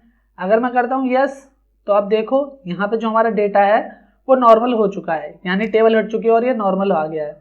यहाँ पे मैं क्लिक कर रहा हूँ तो यहाँ पे टेबल डिजाइन का टैब नहीं आ रहा है, ठीक है ना। अब इसे मैं कंट्रोल Z कर देता हूँ और वापस हम आ जाते हैं एक स्टेप पीछे, यानी ये टेबल में वापस कन्वर्ट हो चुका है, क्योंकि अभी हमारे टेबल डिजाइन के ऑप्शंस बाकी हैं इसलिए। अब यहाँ पे ये इंसर्ट स्लाइसर की बात करते हैं। इंसर्ट स्लाइसर कैसे वर्क करता है? तो दोस्तों इंसर्ट स्लाइसर जो है पिवट टेबल या टेबल पे ही वर्क करता है। इसके अलावा ये इंसर्ट स्लाइसर वर्क नहीं करता, क्योंकि अभी आप जब इंसर्ट में देखोगे ना तो इंसर्ट स्लाइसर का आपको यहाँ पे भी ऑप्शन मिल जाता है, इसलिए मैं आपको बता देता हूँ। तो यहाँ पे टेबल है हमारे पास, तो इस पर अभी यूज करके देख लेना है। तो यहाँ पे टेबल डिजाइन में आ जाते हैं और यहाँ पे ऑप्शन है इंसर्ट स्लाइसर। अब इंसर्ट स्लाइसर करता है क्या है? तो दोस्तों ये जो इंसर्ट स्लाइसर होता है ना, ये एक टाइप का एडवांस फिल्टर होता है। जैसे फिल्टर की मदद से हम डेटा को शो और हाइड करते हैं। नॉर्मली आप देखो अभी यहाँ पे सब पे फिल्टर बटन लगा है, तो यहाँ पे मैं चाहता हूँ सिर्फ हमारे पास ग्रोसरी की जो सेल है वो शो होनी चाहिए। तो यहाँ से मैंने क्या किया, ग्रोसरी पे क्लिक किया और ओके किया, जिससे सिर्फ ग्रोसरी की सेल आ रही है। यहाँ पे आके अगर मैं करता हूँ क्लियर फिल्टर फ्रॉम डिपार्टमेंट, तो यहाँ से इस तरीके से क्लियर हो जाएगा। इसके अलावा अगर मैं चाहता हूँ सिर्फ हमारे पास फीमेल की सेल शो होनी चाहिए, तो यहाँ पे हमने फीमेल रखा और ओके किया, जिससे कि सिर्फ जितनी भी फीमेल है उनकी सेल आ जाएगी। अब इसे हम यहाँ से भी नॉर्मल कर लेते हैं। क्लियर फिल्टर फ्रॉम जेंडर, इस पर क्लिक किया, ये नॉर्मल हो गया। अब यहाँ पे ये इंसर्ट स्लाइसर बताने से पहले एक ये फिल्टर बटन और है, इसे भी मैं क्लियर कर देता हूँ। फिल्टर बटन अगर आप हटाओगे तो यहाँ से जो फिल्टर बटन है ये सारे के सारे रिमूव हो जाएंगे। तो अगर आप नॉर्मली फिल्टर रखना चाहते हो तो यहाँ पे फिल्टर बटन पे क्लिक करो, जिससे कि आपकी टेबल में फिल्टर अप्लाई रहेंगे। इसके अलावा बात कर लेते हैं इंसर्ट स्लाइसर की। तो जैसे इंसर्ट स्लाइसर पे हम क्लिक करेंगे तो हमारे पास इस तरीके से कुछ ऑप्शंस आ जाएंगे जो भी हमारे हेडर हैं, जैसे कि name, gender, age, department, sales of 2023 and sales of 2024। तो इसमें से आप किसके बिहाफ पे डेटा को फिल्टर कराना चाहते हो। तो यहाँ पे मैं नेम ले लेता हूँ, जेंडर लिया, डिपार्टमेंट और सेल्स ऑफ 2024, ये 4 चीज़ें ली। अब मैं जैसे यहाँ पे ओके करूँगा तो आप देखना इस तरीके से कुछ हमारे पास ऑप्शंस आ जाएंगे, इनके आ रहे हैं ना। तो मैं इन्हें इस तरीके से अरेंज कर लेता हूँ, ये हमारे पास आ रहे हैं। हमने नेम लिया था तो जितने भी नेम है वो सारे के सारे यहाँ पे हमारे पास आ रहे हैं। जेंडर हमारे पास 2 थे, फीमेल और मेल, ये आ जाएंगे। डिपार्टमेंट हमारे पास 3 थे तो डिपार्टमेंट आ गए 3, और जितनी भी सेल्स थी वो सारी की सारी सेल हमारे पास आ रही है। अब मैं यहाँ पे डेटा देखना चाहता हूँ किसका, अंशुल का। तो अंशुल पर मैं जैसे ही क्लिक करूंगा तो अंशुल से रिलेटेड जितनी भी चीजें होंगी सिर्फ वो हाईलाइट हो जाएंगी। यहाँ पे अंशुल पे किया मैंने क्लिक, जिसके बाद आप देख सकते हो अंशुल क्या है यहाँ पे मेल, और यहाँ पे डिपार्टमेंट क्या है गारमेंट, और सेल कितनी है 1700। यहाँ पे भी इस तरीके से फिल्टर होके आ जाएगा। इसके अलावा अगर आप किसी और का देखना चाहते हो जैसे प्रियंका, तो प्रियंका पे क्लिक करो, यहाँ पे प्रियंका का डेटा आ चुका है, और यहाँ पे इस तरीके से स्लाइसर भी डेटा शो कर रहा है। प्रियंका है, फीमेल है, डिपार्टमेंट ग्रोसरी है, और सेल कितनी है 2100 रुपये। इसके अलावा यहाँ पे और नीचे करें तो बाकी लोग भी आ जाते हैं, जैसे कि यहाँ पे हम ले लेते हैं आयुषी। आयुषी पे क्लिक करेंगे तो यहाँ पे फीमेल, गारमेंट, सेल कितनी है 2600, सेम चीज़ यहाँ पे भी आ जाएगी। और अगर मैं यहाँ पे देखूँ जैसे जैसे जैसे राकेश पे क्लिक किया तो राकेश मेल है, डिपार्टमेंट इलेक्ट्रॉनिक्स है, और सेल कितनी है 3300, सेम डेटा यहाँ पे आ चुका है। इसके अलावा यहाँ पे क्लिक करके आप इसे सबको नॉर्मल भी कर सकते हो, जैसा कि आप देख सकते हो सारा डेटा नॉर्मल हो चुका है। और अब अगर आप स्लाइसर को रिमूव करना चाहते हो, हटाना चाहते हो, तो क्या करना है, क्लिक करो यहाँ पे डिलीट कर दो, क्लिक करो यहाँ पे डिलीट कर दो, फिर यहाँ पे क्लिक करो डिलीट, एंड यहाँ पे डिलीट करो डिलीट। तो दोस्तों इस तरीके से आप स्लाइसर का यूज कर सकते हो और अपने डेटा को बड़ी आसानी से फिल्टर कर सकते हो। इसके अलावा वापस हम क्लिक करते हैं यहाँ पे डेटा में, टेबल डिजाइन में आ जाते हैं, और अब हम यहाँ पे बात करते हैं एक्सटर्नल टेबल डेटा की। तो यहाँ पे सबसे पहले एक्सपोर्ट का ऑप्शन आता है। एक्सपोर्ट क्या करता है, तो यहाँ पे अगर आप अपनी टेबल को एक्सपोर्ट करना चाहते हो तो वो यहाँ से कर सकते हो, रिफ्रेश करना चाहो तो यहाँ से कर सकते हो। इसके अलावा यहाँ पे आपको ये प्रॉपर्टीज ब्राउजर में ओपन करना चाहो, ये सारी चीजें जो हैं आप यहाँ से कर सकते हो। अब डेटा को टेबल में कन्वर्ट करने का फायदा यह है कि आप अगर इसमें कुछ भी अलग से ऐड करते हो ना तो वो ऑटोमेटिक टेबल में कन्वर्ट हो जाएगा। जैसे कि यहाँ पे मैं नाम लिख देता हूँ ऋषि, और यहाँ पे मैंने ऋषि लिखा। अब यहाँ पे मैंने लिखा मेल, इसके बाद यहाँ मैंने एज दे दी, डिपार्टमेंट दिया इलेक्ट्रॉनिक, और यहाँ पे मैंने सेल कर दी 2400, और यहाँ पे सेल कर दी 1500। तो आप देख सकते हो ऑटोमेटिक जो डेटा है वो यहाँ पे टेबल में कन्वर्ट हो चुका है। अब अगर यहाँ पे मैं करता हूँ टोटल सेल, एंटर किया, तो आप देख सकते हो यहाँ पे जो मैंने एक्स्ट्रा कॉलम बनाया अलग से वो भी यहाँ पे ऐड होके आ गया है। साथ ही साथ अगर मैं यहाँ पे टोटल निकालता हूं, मैंने यहाँ पे टोटल निकाला, शॉर्टकट में ऑल्ट के साथ इक्वल टू किया, एंटर किया, जिसके बाद आप देख सकते हो यहाँ पे जितनी भी सेल है उनकी टोटल सेल यहाँ पे आ चुकी है। यहाँ पे ये हो गई राहुल की, यहाँ पे ये हो गई मोहित की, यहाँ पे ये हो गई राधा की। तो इनकी जो टोटल सेल है वो यहाँ पे इस तरीके से ऑटोमेटिक आ जाएगी। इसके अलावा अगर मैं यहाँ पे कोई और नाम लिखूं, जैसे मैंने लिखा तृप्ता, यहाँ पे लिखा फीमेल, एज कर दी 28, ग्रोसरी, और अब मैं यहाँ पे जैसे ही सेल मेंशन करूंगा तो ऑटोमेटिक सेल जो है यहाँ पे ऐड होके आ जाएगी, अलग से मुझे कुछ नहीं करना है। मैंने किया 1800 और यहाँ पे 1500, जिसके बाद आप देख सकते हो जो सेल हैं ये दोनों यहाँ पे ऐड होके आ चुके हैं। तो डेटा को टेबल में कन्वर्ट करने का फायदा यही होता है कि अगर बाद में आप डेटा में कुछ भी अपडेट करते हो तो वो ऑटोमेटिक टेबल में कन्वर्ट हो जाता है। साथ ही साथ टेबल में अगर आपने फॉर्मूला लगाया है तो फॉर्मूला भी ऑटोमेटिक अपडेट हो जाता है। इसके बाद बात करते हैं इंसर्ट टैब के अगले ऑप्शन की, जो है फॉर्म्स। अब ये फॉर्म्स किस तरीके से वर्क करता है, तो फॉर्म्स की मदद से आप अपने किसी भी डेटाबेस में कोई भी डेटा को ऐड, एडिट, फाइंड या फिर डिलीट कर सकते हैं। अब यहाँ पे अगर मैं फॉर्म्स पे क्लिक करता हूँ तो यहाँ पे ये ऑप्शन आता है न्यू फॉर्म का। अब जब मैं इस पे क्लिक कर रहा हूँ तो यहाँ पे ये क्या पूछ रहा है, this workbook has auto save turn off, to create a new form turn auto save on. तो यहाँ पे मैं ओके कर रहा हूँ, जिसके बाद यहाँ पे इस तरीके से ऑप्शन आ जाएगा। अब दोस्तों इसके लिए आपको अपनी जो वन ड्राइव है उसे एनेबल करना पड़ेगा, जिसके बाद ही आप इस ऑप्शन को यूज कर सकते हो। तो फिलहाल मैं इसे कैंसिल कर देता हूँ। बस मैंने आपको इसका यूज बता दिया है कि इसकी मदद से आप अपने किसी भी डेटाबेस में कोई भी डेटा ऐड कर सकते हो, फाइंड कर सकते हो, उसे डिलीट कर सकते हो, वो भी बिना स्क्रॉल किए। अब बात करते हैं यहाँ पे अगले ऑप्शंस की, जो है इलस्ट्रेशंस। अब यहाँ पे जब हम इलस्ट्रेशंस पे क्लिक करते हैं ना तो हमें काफी सारे ऑप्शंस देखने को मिल जाते हैं। Pictures, shapes, icons, 3D models, smart art, screenshot, काफी सारे ऑप्शन है हमारे पास। तो इसके लिए मैं एक नई यहाँ पे वर्कशीट ले लेता हूँ और यहाँ से मैं इसका साइज थोड़ा सा कम कर देता हूँ, लाइक दिस। अब यहाँ पे हम इलस्ट्रेशंस में आते हैं, पिक्चर पे क्लिक करते हैं तो यहाँ पे हमारे पास ऑप्शन आ रहा है प्लेस इन अ सेल। इसका मतलब क्या है, इसका मतलब यह है कि आप जो पिक्चर लोगे वो इस सेल के अंदर आनी चाहिए। भाई सेल के अंदर तो हमें नहीं चाहिए, तो हम यहाँ पे कर देते हैं प्लेस ओवर द सेल। अब यहाँ पे भी हमारे सामने 3 ऑप्शन आ जाते हैं, this device, stock image, online picture. इनका मतलब क्या है, तो दिस डिवाइस का मतलब यह है कि आपके सिस्टम में, आपके कंप्यूटर में जो भी पिक्चर है आप वहां से उसे पिक कर सकते हो। स्टॉक इमेज की बात करें तो स्टॉक इमेज के लिए आपके पास नेट कनेक्शन होना चाहिए, तभी आप स्टॉक इमेज जो है यहाँ से सिस्टम में से उठा सकते हो। ऑनलाइन पिक्चर, अगर ऑनलाइन कोई भी पिक्चर सर्च करके आप यहाँ पे लेना चाहते हो तो वो कर सकते हो। मैं आपको तीनों करके दिखा देता हूँ एक एक करके। सबसे पहले यहाँ पे आते हैं दिस डिवाइस पे, और दिस डिवाइस पे क्लिक करने के बाद यहाँ पे इस तरीके से जो है जितनी भी हमारे पास इमेजेस हैं ये सारी की सारी इमेजेस इस तरीके से आ जाएंगी। तो मैं एक काम करता हूँ, यहाँ पे आके माई इमेजेस में से एक फोटो ले लेता हूँ, जैसे कि ये वाली, और मैं करता हूँ यहाँ पे इंसर्ट। तो यहाँ पे राहुल सर की फोटो आ चुकी है, मैं इसे थोड़ा सा छोटा कर लेता हूँ, लाइक दिस। अब जब हम यहाँ पे कोई भी इमेज या पिक्चर लेते हैं ना तो उसके बाद यहाँ पे पिक्चर फॉर्मेट के ऑप्शन इनेबल हो जाते हैं। जैसे कि आप देख सकते हो पिक्चर पे क्लिक है तो यहाँ पे पिक्चर फॉर्मेट के ऑप्शन आ रहे हैं। अगर मैं क्लिक हटाऊंगा तो यहाँ से पिक्चर फॉर्मेट के ऑप्शन हट जाएंगे। तो यहाँ पे मैं इस पर क्लिक कर देता हूँ। अब जैसे ही हम यहाँ पे पिक्चर फॉर्मेट पे क्लिक करेंगे तो यहाँ पे हमें पहला ऑप्शन देखने को मिल जाता है रिमूव बैकग्राउंड, क्योंकि ये तो आपको पता है प्लेस इन सेल, यानी जो इमेज हमारी सेल के अंदर आ जाएगी। तो यहाँ पे हम रिमूव बैकग्राउंड की बात कर लेते हैं सबसे पहले। जैसे यहाँ पे मैं रिमूव बैकग्राउंड पे क्लिक करूंगा तो इसके बाद हमारे सामने कुछ और ऑप्शन ओपन होकर आ जाएंगे। जैसे कि यहाँ पे आप देख सकते हो mark area to keep, mark area to remove.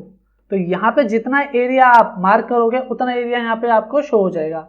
जैसे कि मैंने यहाँ पे रिमूव बैकग्राउंड पे क्लिक किया तो आप देख सकते हो जो भी बैकग्राउंड था वो यहाँ पे इस तरीके से पर्पल कलर के टोन में आ चुका है, पर्पल या पिंक टाइप का जो भी ये कलर है। अब अगर मैं यहाँ पे कीप चेंज पे क्लिक करूंगा तो ये क्या करेगा, जितना भी एरिया हमें विजिबल दिख रहा है ना सिर्फ यही आएगा, बाकी सारा का सारा हाइड हो जाएगा। बट हम यहाँ पे इसमें करेक्शन कर लेते हैं थोड़ा सा। तो यहाँ मार्क एरिया टू कीप पे क्लिक करेंगे, हमारे पास इस तरीके से एक पेंसिल आ जाएगी और जितने एरिया पे आप मार्क करोगे उतना एरिया विजिबल हो जाएगा, लाइक दिस। यहाँ से भी चला लेते हैं इसे, तो यहाँ से भी जो है इतना एरिया आ जाएगा। अब एक चीज़ देख सकते हो, जैसे मैंने यहाँ पे पेन चलाया तो इसके बाद ये जो एरिया है यहाँ से ये भी हमें शो हो रहा है, तो इसे हम हाइड करेंगे, यानी क्या करेंगे, रिमूव। तो रिमूव करने के लिए हम क्या करेंगे, यहाँ पे ऑप्शन मिल जाता है हमें मार्क एरिया टू रिमूव का। इस पर क्लिक करेंगे और फिर यहाँ से इस तरीके से पेन चलाएंगे तो ये एरिया रिमूव हो गया। उसके बाद यहाँ पे करेंगे तो ये भी रिमूव हो जाएगा, लाइक दिस, एंड थोड़ा थोड़ा करके चला देंगे। तो इस तरीके से आप देख सकते हो यहाँ पे जो है मैंने बैकग्राउंड रिमूव कर लिया है।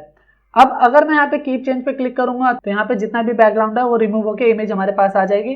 अगर आप डिस्कार्ड करोगे तो डिस्कार्ड से क्या होगा कि इमेज जैसी थी पहले वैसी हो जाएगी, यानी बैकग्राउंड के साथ आपको शो हो जाएगी। तो यहाँ पे मैं कीप चेंज पे क्लिक करता हूँ, जिसके बाद आप देख सकते हो जो आपकी इमेज है उसमें इस तरीके से बैकग्राउंड रिमूव हो चुका है। इसके अलावा अगर आप करेक्शन करना चाहते हो जो भी आपकी इमेज है, जैसे कि उसमें ब्राइटनेस वगैरह कम ज़्यादा है, उसे सेट करना चाहते हो तो वो सारी चीज़ें यहाँ से आप कर सकते हो। एडिटिंग का पोर्शन है नॉर्मली। कलर की बात कर लेते हैं, जो भी आप कलर देना चाहो। मैं भी फिलहाल रैंडमली ऐसी कलर दे रहा हूँ कुछ भी। इसके बाद आर्टिस्ट इफेक्ट देना है आपको, तो जैसे कि मैंने ये इफेक्ट दिया। इसके बाद ट्रांसपेरेंसी करना चाहते हो तो ट्रांसपेरेंसी यानी कितनी आप इमेज को ट्रांसपेरेंट रखना चाहते हो वो आ जाएगा। अब यहाँ पे हम क्या करते हैं, इस जगह आते हैं रीसेट पिक्चर पे। और जैसे हम रीसेट पिक्चर करेंगे ना तो ये अपने ओरिजिनल फॉर्म में आ जाएगी। आ गई ओरिजिनल फॉर्म में विद बैकग्राउंड। वापस यहाँ पे आते हैं रीसेट पिक्चर एंड साइज। इसका मतलब क्या है, इसका मतलब ये है कि अगर इस पर कोई भी फॉर्मेट वगैरह अप्लाई है तो पिक्चर पहले जैसी हो जाएगी, साथ ही साथ अगर उसका साइज हमने चेंज किया है तो साइज भी पहले जैसा हो जाएगा। तो इस पर करता हूँ मैं क्लिक, जिसके बाद आप देख सकते हो इसका साइज भी चेंज हो चुका है और नॉर्मल तो हमने पहले ये कर ही ली थी। अब इसके ऊपर एक ऑप्शन देखने को मिल जाता है, जैसे इस पर क्लिक करेंगे ना तो ये क्या करेगा, जो हमारी इमेज है इसे दूसरी इमेज से रिप्लेस कर देगा। तो यहाँ पे मैंने क्लिक किया, दिस डिवाइस पे आ जाते हैं और दिस डिवाइस पे आने के बाद इस बार दूसरी पिक्चर ले लेते हैं। पिक्चर्स में आ जाते हैं और स्क्रीनशॉट में आ जाते हैं।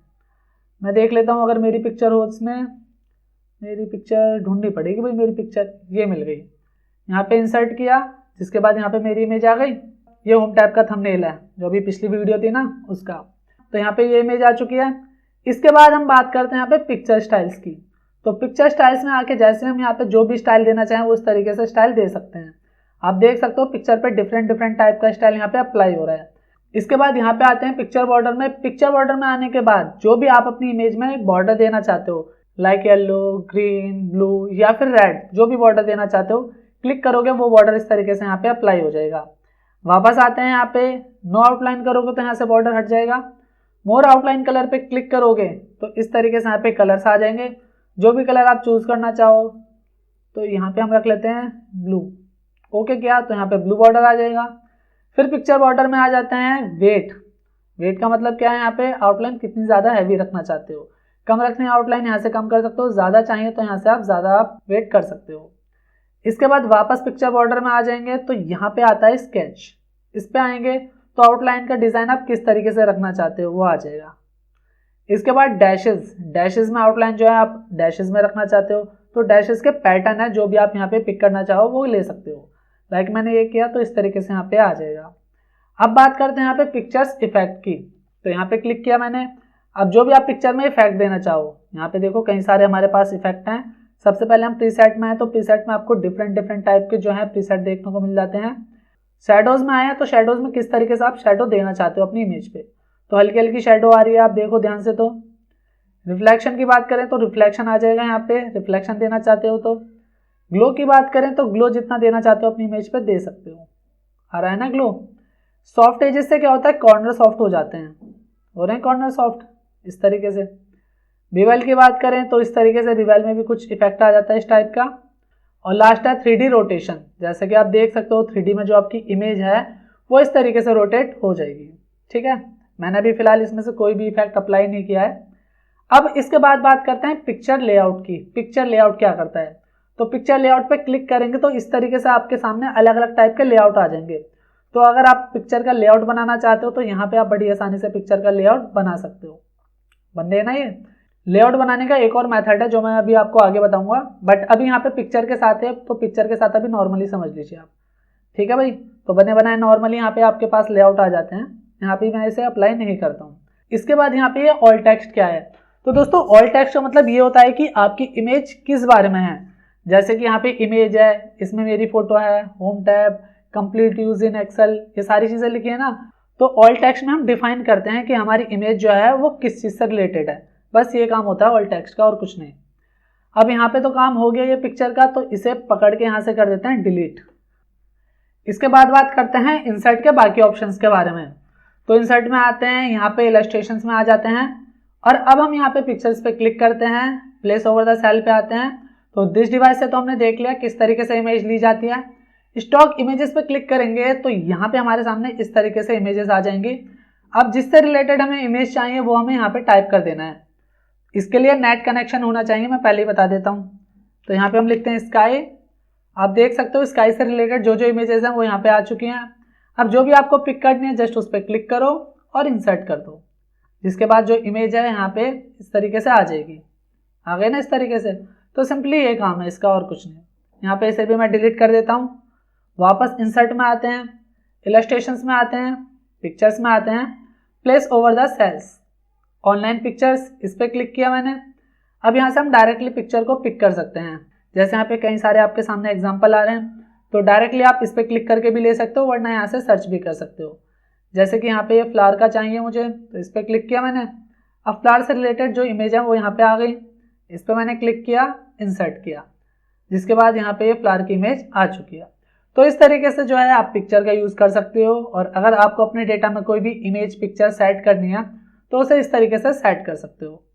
फिलहाल इसे भी मैं डिलीट कर देता हूँ। आते हैं इंसर्ट के अगले ऑप्शन पे, इलस्ट्रेशंस पे आते हैं। अगला ऑप्शन है यहाँ पे शेप्स। अब शेप्स का क्या यूज़ है, तो कई बार ऐसा होता है कि आपको अपने डेटा में शेप्स लगाने पड़ जाते हैं, ऐड करने पड़ जाते हैं, ज़रूरत पड़ जाती है। भाई ज़रूरी नहीं है कि एक्सेल पे सिर्फ जो है टेक्स्ट का ही काम हो, शेप की भी ज़रूरत पड़ जाती है कभी कभार। तो उसके लिए आप यहाँ से शेप्स पिक कर सकते हो। यहाँ पे मैंने क्लिक किया, कॉर्नर में मल्टीपल शेप्स आ जाते हैं हमारे सामने। तो यहाँ से मैं एक ये ओवल ले लेता हूँ और मैं इस तरीके से इसे ड्रैग करता हूँ, तो ये ओवल यहाँ पे क्रिएट हो जाएगा। अब ओवल क्रिएट करते ही यहाँ पे शेप फॉर्मेट आ चुका है, जैसे पिक्चर के साथ था सेम इसके साथ भी है। क्लिक हटाया तो यहाँ से शेप फॉर्मेट हट जाएगा, क्लिक करोगे तो यहाँ से ये शेप फॉर्मेट आ जाएगा। ध्यान रखना इस चीज़ का।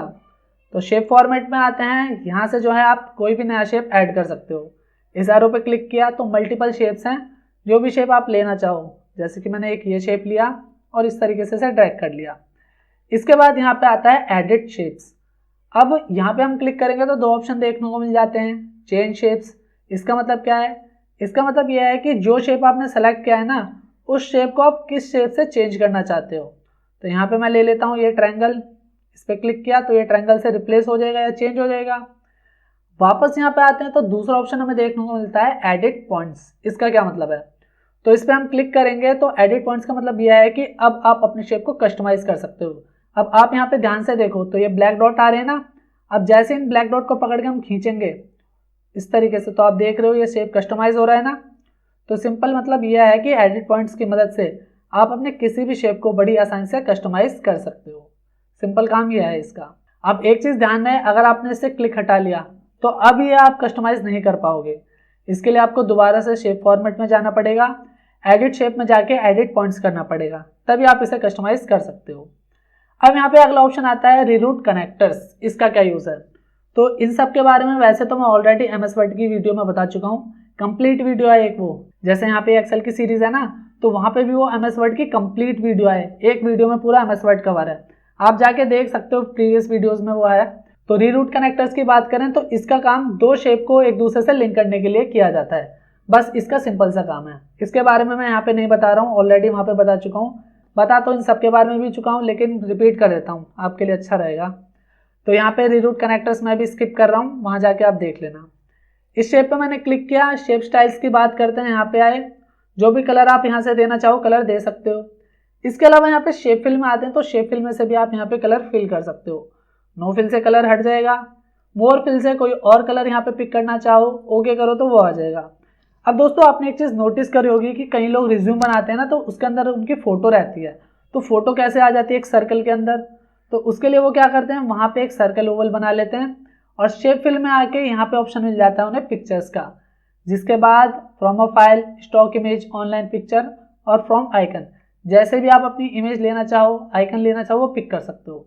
फिलहाल हम फ्रॉम अ फाइल पे क्लिक करते हैं और यहाँ से जो भी इमेज हम लेना चाहते हैं, जैसे कि इमेज ले लेते हैं, पिक्चर्स में आ जाते हैं, राहुल सर की फ़ोटो ले लेते हैं, ये रही, इंसर्ट किया, यहाँ पे राहुल सर की फ़ोटो आ चुकी है। तो इस तरीके से आप किसी भी शेप के अंदर बड़ी आसानी से किसी भी इमेज को इंसर्ट कर सकते हो। फिर वापस हम फिल में आते हैं, यहाँ पे ऑप्शन आ जाता है अगला ग्रेडियंट का। तो ग्रेडियंट इस तरीके से आ जाएगा। इसमें एक चीज़ ध्यान रखना, जो कलर आप इसमें फिल करोगे उसी कलर का ग्रेडियंट आएगा। तो हमने ये कलर फिल किया था, इसलिए इस टाइप का ग्रेडियंट आ रहा है। टेक्सचर की बात करें, टेक्सचर देना चाहते हो तो इस तरीके से यहाँ पे टेक्सचर अप्लाई हो जाएगा। आ रहा है ना टेक्सचर, तो ये सारी चीज़ें आ जाएंगी। यहाँ से मैंने हटाया। इसके बाद शेप आउटलाइन और यहाँ पे है शेप इफेक्ट। तो अभी ये मैंने पिक्चर में बताया पूरा का पूरा, तो ये मैं नहीं बता रहा हूँ, रिपीट ये सारी चीज़ें यार, इतना तो कर ही लोगे आप। अब यहाँ पे इन दोनों को मैं कर देता हूँ डिलीट। डिलीट किया, वापस इंसर्ट में आते हैं, इलस्ट्रेशंस में आ जाते हैं और यहाँ पे अगला ऑप्शन मिल जाता है हमें आइकन्स। आइकन्स क्या है? सिंपल यार, आइकन जो होते हैं वही आइकन है और क्या है, जैसे सेटिंग का आइकन होता है, गैलरी का आइकन है, रिसाइकिल बिन का है, तो वही सारे आइकन है। यहाँ पे हम आइकन्स पे क्लिक करते हैं तो क्लिक करने के बाद मल्टीपल आइकन्स हमें देखने को मिल जाते हैं। जो भी आइकन्स आप यहाँ पे पिक करना चाहो, यहाँ पे क्लिक करो, इंसर्ट कर दो, तो यहाँ पे ये आइकन आ गया। इसके अलावा अगर आप अपनी तरफ से कोई आइकन सर्च करना चाहते हो, इंसर्ट पे आए, इलस्ट्रेशंस में आ जाते हैं और इसके बाद यहाँ पे आइकन्स पे करते हैं हम क्लिक। अब यहाँ पे आके जैसे कि मैं रख लेता हूँ यहाँ पे क्या, इमोजी। इमोजी किया तो इमोजी से रिलेटेड आइकन आ गए यहाँ पे, तो ये ले लेते हैं और इंसर्ट करते हैं। अब जैसे आप यहाँ पे कोई भी आइकन इंसर्ट करोगे तो यहाँ पे ग्राफिक फॉर्मेट उसका ऐड हो जाएगा। क्लिक हटाओगे तो यहाँ पे गायब हो जाएगा टैब, क्लिक करोगे तो यहाँ पे आ जाएगा। अब हम यहाँ पे ग्राफिक फॉर्मेट में आ जाते हैं। तो अगर आप इसे चेंज करना चाहते हो तो इस पर क्लिक करो, दिस डिवाइस पे आओ, दिस डिवाइस पे आने के बाद इमेज वगैरह से चेंज करना चाहते हो तो इमेज आ जाएगी, अगर आइकन है तो आइकन से चेंज हो जाएगा। तो मैं चेंज नहीं कर रहा हूँ फिलहाल, मैं कैंसिल कर रहा हूँ। इसके बाद कन्वर्ट टू शेप, अगर आप इसे शेप में कन्वर्ट करना चाहते हो तो इस पर क्लिक कर दो, शेप में कन्वर्ट हो जाएगा। और शेप में कन्वर्ट होने से होगा ये, जो ग्राफिक फॉर्मेट थे वो हट जाएंगे, शेप के फॉर्मेट आ जाएंगे, क्योंकि भाई शेप है ये तो शेप की चीज़ें चलेंगी इस पर। मैं कंट्रोल Z करके इसे नॉर्मल कर देता हूँ, जिससे कि यहाँ पे ग्राफिक्स फॉर्मेट वापस आ जाएंगे। इसके बाद यहाँ पे कलर वगैरह बता चुका हूँ मैं, ग्राफिक्स फिल जो हम शेप में पढ़ रहे थे सारी चीज़ें वही हैं, आउटलाइन हो गया और लास्ट में ग्राफिक इफेक्ट हो गया। तो ये सारी चीज़ें पढ़ चुके हैं, फिलहाल मैं इन्हें स्किप कर रहा हूँ, करके देख लेना। आप स्किप मत करना, क्योंकि भाई मुझे तो पता है, बार बार मैं पढ़ा रहा हूँ, इसलिए आपको एक बार पढ़ा दिया है, आप इन्हें ज़रूर करके देखना। इसके बाद वापस इंसर्ट में आते हैं, इलस्ट्रेशंस में आ जाते हैं। इसके बाद यहाँ पे ऑप्शन मिल जाता है हमें 3D मॉडल्स का। 3D मॉडल्स पे क्लिक करते हैं, दिस डिवाइस अगर हमारे पास है तो हम यहाँ से ले लेंगे, बट हमारे पास 3D मॉडल्स नहीं है, तो हम यहाँ पे क्या करते हैं, स्टॉक 3D मॉडल्स पे क्लिक करते हैं और यहाँ से जो भी 3D मॉडल्स है उन्हें पिक कर लेते हैं। किसे करते हैं, इसे ही कर लेते हैं, डायनासोर। कहाँ गया डायनासोर, मिल जा, ये रहा डायनासोर। इस पर क्लिक किया और इस वाले भाई साहब को भी ले लेते हैं। इंसर्ट करेंगे तो यहाँ पे ये दोनों जो हैं इस तरीके से 3D मॉडल्स इंसर्ट हो जाएंगे। जिसके बाद आप देख सकते हो यहाँ पे जो दोनों 3D मॉडल्स है वो यहाँ पे आ चुके हैं। इन्हें पकड़ के मैं थोड़ा साइड कर लेता हूँ, दोनों को साइज़ बड़ा कर लेते हैं थोड़ा सा, ये साइज़ हो गया बड़ा। अब आप देख सकते हो भाई ये खतरनाक बॉडी बिल्डर यहाँ पे आ चुका है। अब 3D मॉडल्स पे जब हम क्लिक करेंगे तो यहाँ पे 3D मॉडल आ जाएगा। इस पर क्लिक करेंगे तो यहाँ पे आप किस तरीके से इन्हें रोटेट करना चाहते हो, क्या क्या चीज़ें इन्हें करना चाहते हो। प्ले का ऑप्शन है, यहाँ पे क्लिक करोगे तो यहाँ पे प्ले हो जाएगा, हो रहा है ना प्ले। यहाँ पे पोज करना चाहो यहाँ पे क्लिक कर दो, पोज हो जाएगा, या यहाँ से भी कर सकते हो। इसके बाद इन महाशय को भी स्टॉप कर देते हैं। यहाँ पे अब इन पे क्लिक करते हैं और इनकी बारी देख लेते हैं ये क्या क्या करते हैं। यहाँ पे आ जाते हैं सीन्स में, इस पर क्लिक करते हैं तो आप इसमें किस तरीके से सीन क्रिएट करना चाहते हो उनके लिए। यहाँ पे क्लिक किया मैंने तो देखो इस तरीके से सीन क्रिएट हो जाएगा। यहाँ पे आते हैं, इस तरीके से क्लिक किया तो ये आप इस तरीके से सीन क्रिएट करेंगे। महाशय तो नहीं आ रहा है, तो डायनासोर ही। 3D मॉडल्स पे वापस आ जाते हैं। यहाँ पे अगर आप कोई दूसरा 3D मॉडल्स ऐड करना चाहो तो यहाँ से कर सकते हो। इसके अलावा रीसेट करना चाहो तो यहाँ से रीसेट कर सकते हो 3D मॉडल्स को, पहले जैसा हो जाएगा बिल्कुल ये नॉर्मल। फिर यहाँ पे 3D मॉडल्स व्यू पे आ जाते हैं, इस पर क्लिक करेंगे तो किस हिसाब से आप इनका व्यू करना चाहते हो। आ रहा है ना सब तरीके से, खतरनाक लग रहा है बिल्कुल, ये निकल के ना आ जाए बस बाहर। इस पर क्लिक करो ये ऐसे आ जाएगा, ठीक है। और ऑल टेक्स्ट तो मैंने आपको बता ही दिया है क्या होता है, इमेज से रिलेटेड जो भी चीज़ें होती हैं वो हम ऑल टेक्स्ट में बता देते हैं। तो आई होप 3D मॉडल्स भी अब आपको क्लियर हो गया होगा। इसे भी यहाँ पे बॉर्डर से पकड़ के मैं डिलीट कर देता हूँ। यहाँ पे इन्हें भी कर देते हैं, बॉडी बिल्डर को पकड़ के डिलीट। वापस आ जाते हैं इंसर्ट में और इलस्ट्रेशंस में आते हैं और यहाँ पे अब अगला ऑप्शन देखने को मिल जाता है स्मार्ट आर्ट। स्मार्ट आर्ट क्या करता है, तो स्मार्ट आर्ट की मदद से हम इन्फोग्राफिक्स क्रिएट कर सकते हैं। इन्फोग्राफिक्स क्या होता है, तो दोस्तों इन्फोग्राफिक्स एक टाइप का लेआउट होते हैं जिनके अंदर हम डेटा को फिल करके काफ़ी अच्छे तरीके से उन्हें प्रेजेंट कर सकते हैं। तो यहाँ पे हम स्मार्ट आर्ट पे क्लिक करते हैं और जैसा कि आप देख सकते हो यहाँ पे हमारे सामने स्मार्ट आर्ट के ग्राफिक्स जो हैं वो आ चुके हैं। यहाँ पे इन्हें लेआउट भी बोल सकते हो एक टाइप के। तो यहाँ पे अभी ऑल पे क्लिक है, जिसकी वजह से यहाँ पे जितने भी लेआउट हैं वो सारे के सारे आपको दिख रहे हैं। कुछ तो आपने देखे ही होंगे, जैसे कि अगर मैं यहाँ साइकिल पे क्लिक करूँ तो आपने यहाँ पे साइंस में पढ़ी होंगी चीज़ें, इस टाइप से जो लेआउट होते हैं या फिर जो इन्फोग्राफिक्स होते हैं वो देखे होंगे, ये सारी चीज़ें होती हैं। तो फिलहाल हम ऑल पे आ जाते हैं और पहले वाले को पिक कर लेते हैं। यहाँ पे पिक किया पहले वाले को, ओके किया। ओके करने के बाद इस तरीके से हमारे सामने जो है ये पहला इन्फोग्राफिक्स या आप कह लो स्मार्ट आर्ट जो है हमने पिक कर लिया है। यहाँ पे आप कुछ भी लिखना चाहो वो लिख दो, जैसे कि मैंने नंबर ही लिख दिए 1 2 3 4 एंड 5। ये ऑप्शन भी कब वर्क करेगा, जब इस पर क्लिक रखोगे, क्लिक हटाओगे तो ऑप्शन गायब हो जाएंगे। यहाँ पे क्लिक किया, स्मार्ट आर्ट डिज़ाइन में आना है। ये एक टाइप के शेप हैं, तो यहाँ पे फॉर्मेट का ऑप्शन भी वर्क करेगा। इस चीज़ का ध्यान रखना कि अगर आपके पास किसी भी टाइप का शेप है तो वहाँ पे फॉर्मेट का ऑप्शन वर्क ज़रूर करेगा। अब स्मार्ट आर्ट पढ़ रहे हैं तो स्मार्ट आर्ट की प्रॉपर्टीज़ भी आएंगी, तो स्मार्ट आर्ट पे करते हैं क्लिक। क्लिक करने के बाद यहाँ से हम आते हैं सबसे पहले स्मार्ट आर्ट स्टाइल पे। यहाँ पे क्लिक किया एरो पे और जो भी हमें स्टाइल चाहिए, मल्टीपल स्टाइल है हमारे पास, जो भी स्टाइल हम लेना चाहें वहाँ पे क्लिक कर देंगे, ये आ जाएगा। कलर्स देने हैं आपको, यहाँ पे आके आप कलर्स वगैरह भी यहाँ पे अप्लाई कर सकते हो। यहाँ पे बने बनाए कलर के प्रीसेट हैं, आप अपनी तरफ से यहाँ पे कस्टमाइज नहीं कर सकते। तो यहाँ पे क्लिक किया तो स्मार्ट आर्ट डिज़ाइन से ये कलर आपने अप्लाई कर दिए। इसके बाद अगर आप इन्हें रीसेट कर दोगे तो पहले जैसे हो जाएंगे, बिल्कुल नॉर्मल। और अगर आप इन्हें शेप में कन्वर्ट कर दोगे तो फिर ये सारे ऑप्शन स्मार्ट आर्ट के हट जाएंगे। यहाँ से हमने किया इस पर क्लिक, जिसके बाद आप देख सकते हो यहाँ से जो है स्मार्ट आर्ट के ऑप्शन हट गए, क्योंकि ये अब क्या है शेप। इसलिए मैं कंट्रोल Z करके वापस इन्हें स्मार्ट आर्ट में कन्वर्ट कर देता हूँ और वापस आ जाते हैं हम स्मार्ट आर्ट डिज़ाइन में। इसके बाद यहाँ पे आएंगे, अगर लेआउट आप इनका चेंज करना चाहते हो, इमेज वगैरह लगाना चाहते हो, तो यहाँ पे मैंने क्लिक किया और यहाँ पे आ रहा है ना इमेज का ऑप्शन बन के अंदर, तो आप इस पर क्लिक करोगे अंदर तो यहाँ पे इस तरीके से पिक्चर का ऑप्शन आ जाएगा। फ्रॉम अ फाइल पे क्लिक किया, एक इमेज इनकी लगाई, दूसरी अपनी लगा लेता हूँ एक। फ्रॉम अ फाइल पे आते हैं, पिक्चर्स पे आते हैं और स्क्रीनशॉट ये लगाई मैंने अपनी, अरे मैं कहाँ गया, ये रहा, मैं अपनी लगाई। इस तरीके से आप पिक्चर ऐड कर सकते हो, याद रहे आइकन होगा ना पिक्चर का तभी ऐड कर सकते हो, अदरवाइज नहीं। अब यहाँ पे मैंने क्लिक किया, मुझे ऊपर भेजना है तो मूव अप मूव अप। अब इससे ऊपर नहीं जाएगा, ये रीज़न क्योंकि इससे ऊपर कोई है ही नहीं शेप जिसके ऊपर ये शिफ्ट हो सके, इसलिए यहाँ पे मूव अप का ऑप्शन भी ब्लॉक हो गया है। मूव डाउन करेंगे तो नीचे आ जाएगा, फिर डाउन किया नीचे आ गया, फिर डाउन किया नीचे आ गया, फिर डाउन किया तो नीचे आ गया, तो इस तरीके से नीचे आ जाएगा। अब मूव डाउन ब्लॉक हो गया है क्योंकि इसके नीचे कोई शेप नहीं है। तो इस तरीके से जो है आप इमेज या जो भी आपका शेप है स्मार्ट आर्ट का उसे ऊपर नीचे भी शिफ्ट कर सकते हो। यहाँ पे लेफ्ट टू राइट करोगे, राइट टू लेफ्ट करोगे तो दोनों चीज़ें यहाँ पे इस तरीके से वर्क करती हैं। डिमोट से आप किसी भी शेप को डिलीट कर सकते हो। इस पर मैंने क्लिक किया और डिमोट किया, जिससे कि यहाँ से डिलीट हो गया। प्रमोट करोगे वापस आ जाएगा, आ गया वापस। इसके बाद ये टेक्स्ट पेन क्या करता है, तो टेक्स्ट पेन की मदद से आप अपने टेक्स्ट को एडिट कर सकते हो। यहाँ पे क्लिक करो, क्लिक करने के बाद जैसे कि यहाँ पे 2 लिखा है, आपको 23 करना है, आपने 3 लिखा, वो ऑटोमेटिक यहाँ पे आ जाएगा। इसके अलावा अगर आप यहाँ पे करोगे एंटर, तो एंटर करने से यहाँ पे एक नया शेप ऐड हो जाएगा, ध्यान रखना इस चीज़ का भी। यहाँ से मैंने क्लोज किया, क्लोज करने के बाद आप डायरेक्टली यहाँ पे क्लिक करके भी जो है एडिट कर सकते हो। मैंने यहाँ 7 लिखा तो यहाँ पे 17 आ गया।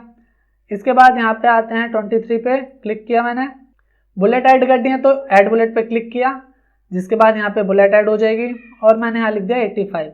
तो बुलेट वगैरह ऐड करनी है तो वो आप यहाँ से कर सकते हैं। अब इसके बाद ऐड शेप का ऑप्शन है कि ये काफ़ी इंपॉर्टेंट है। यहाँ पे मैंने शेप पे क्लिक किया, शेप सेलेक्ट होना चाहिए।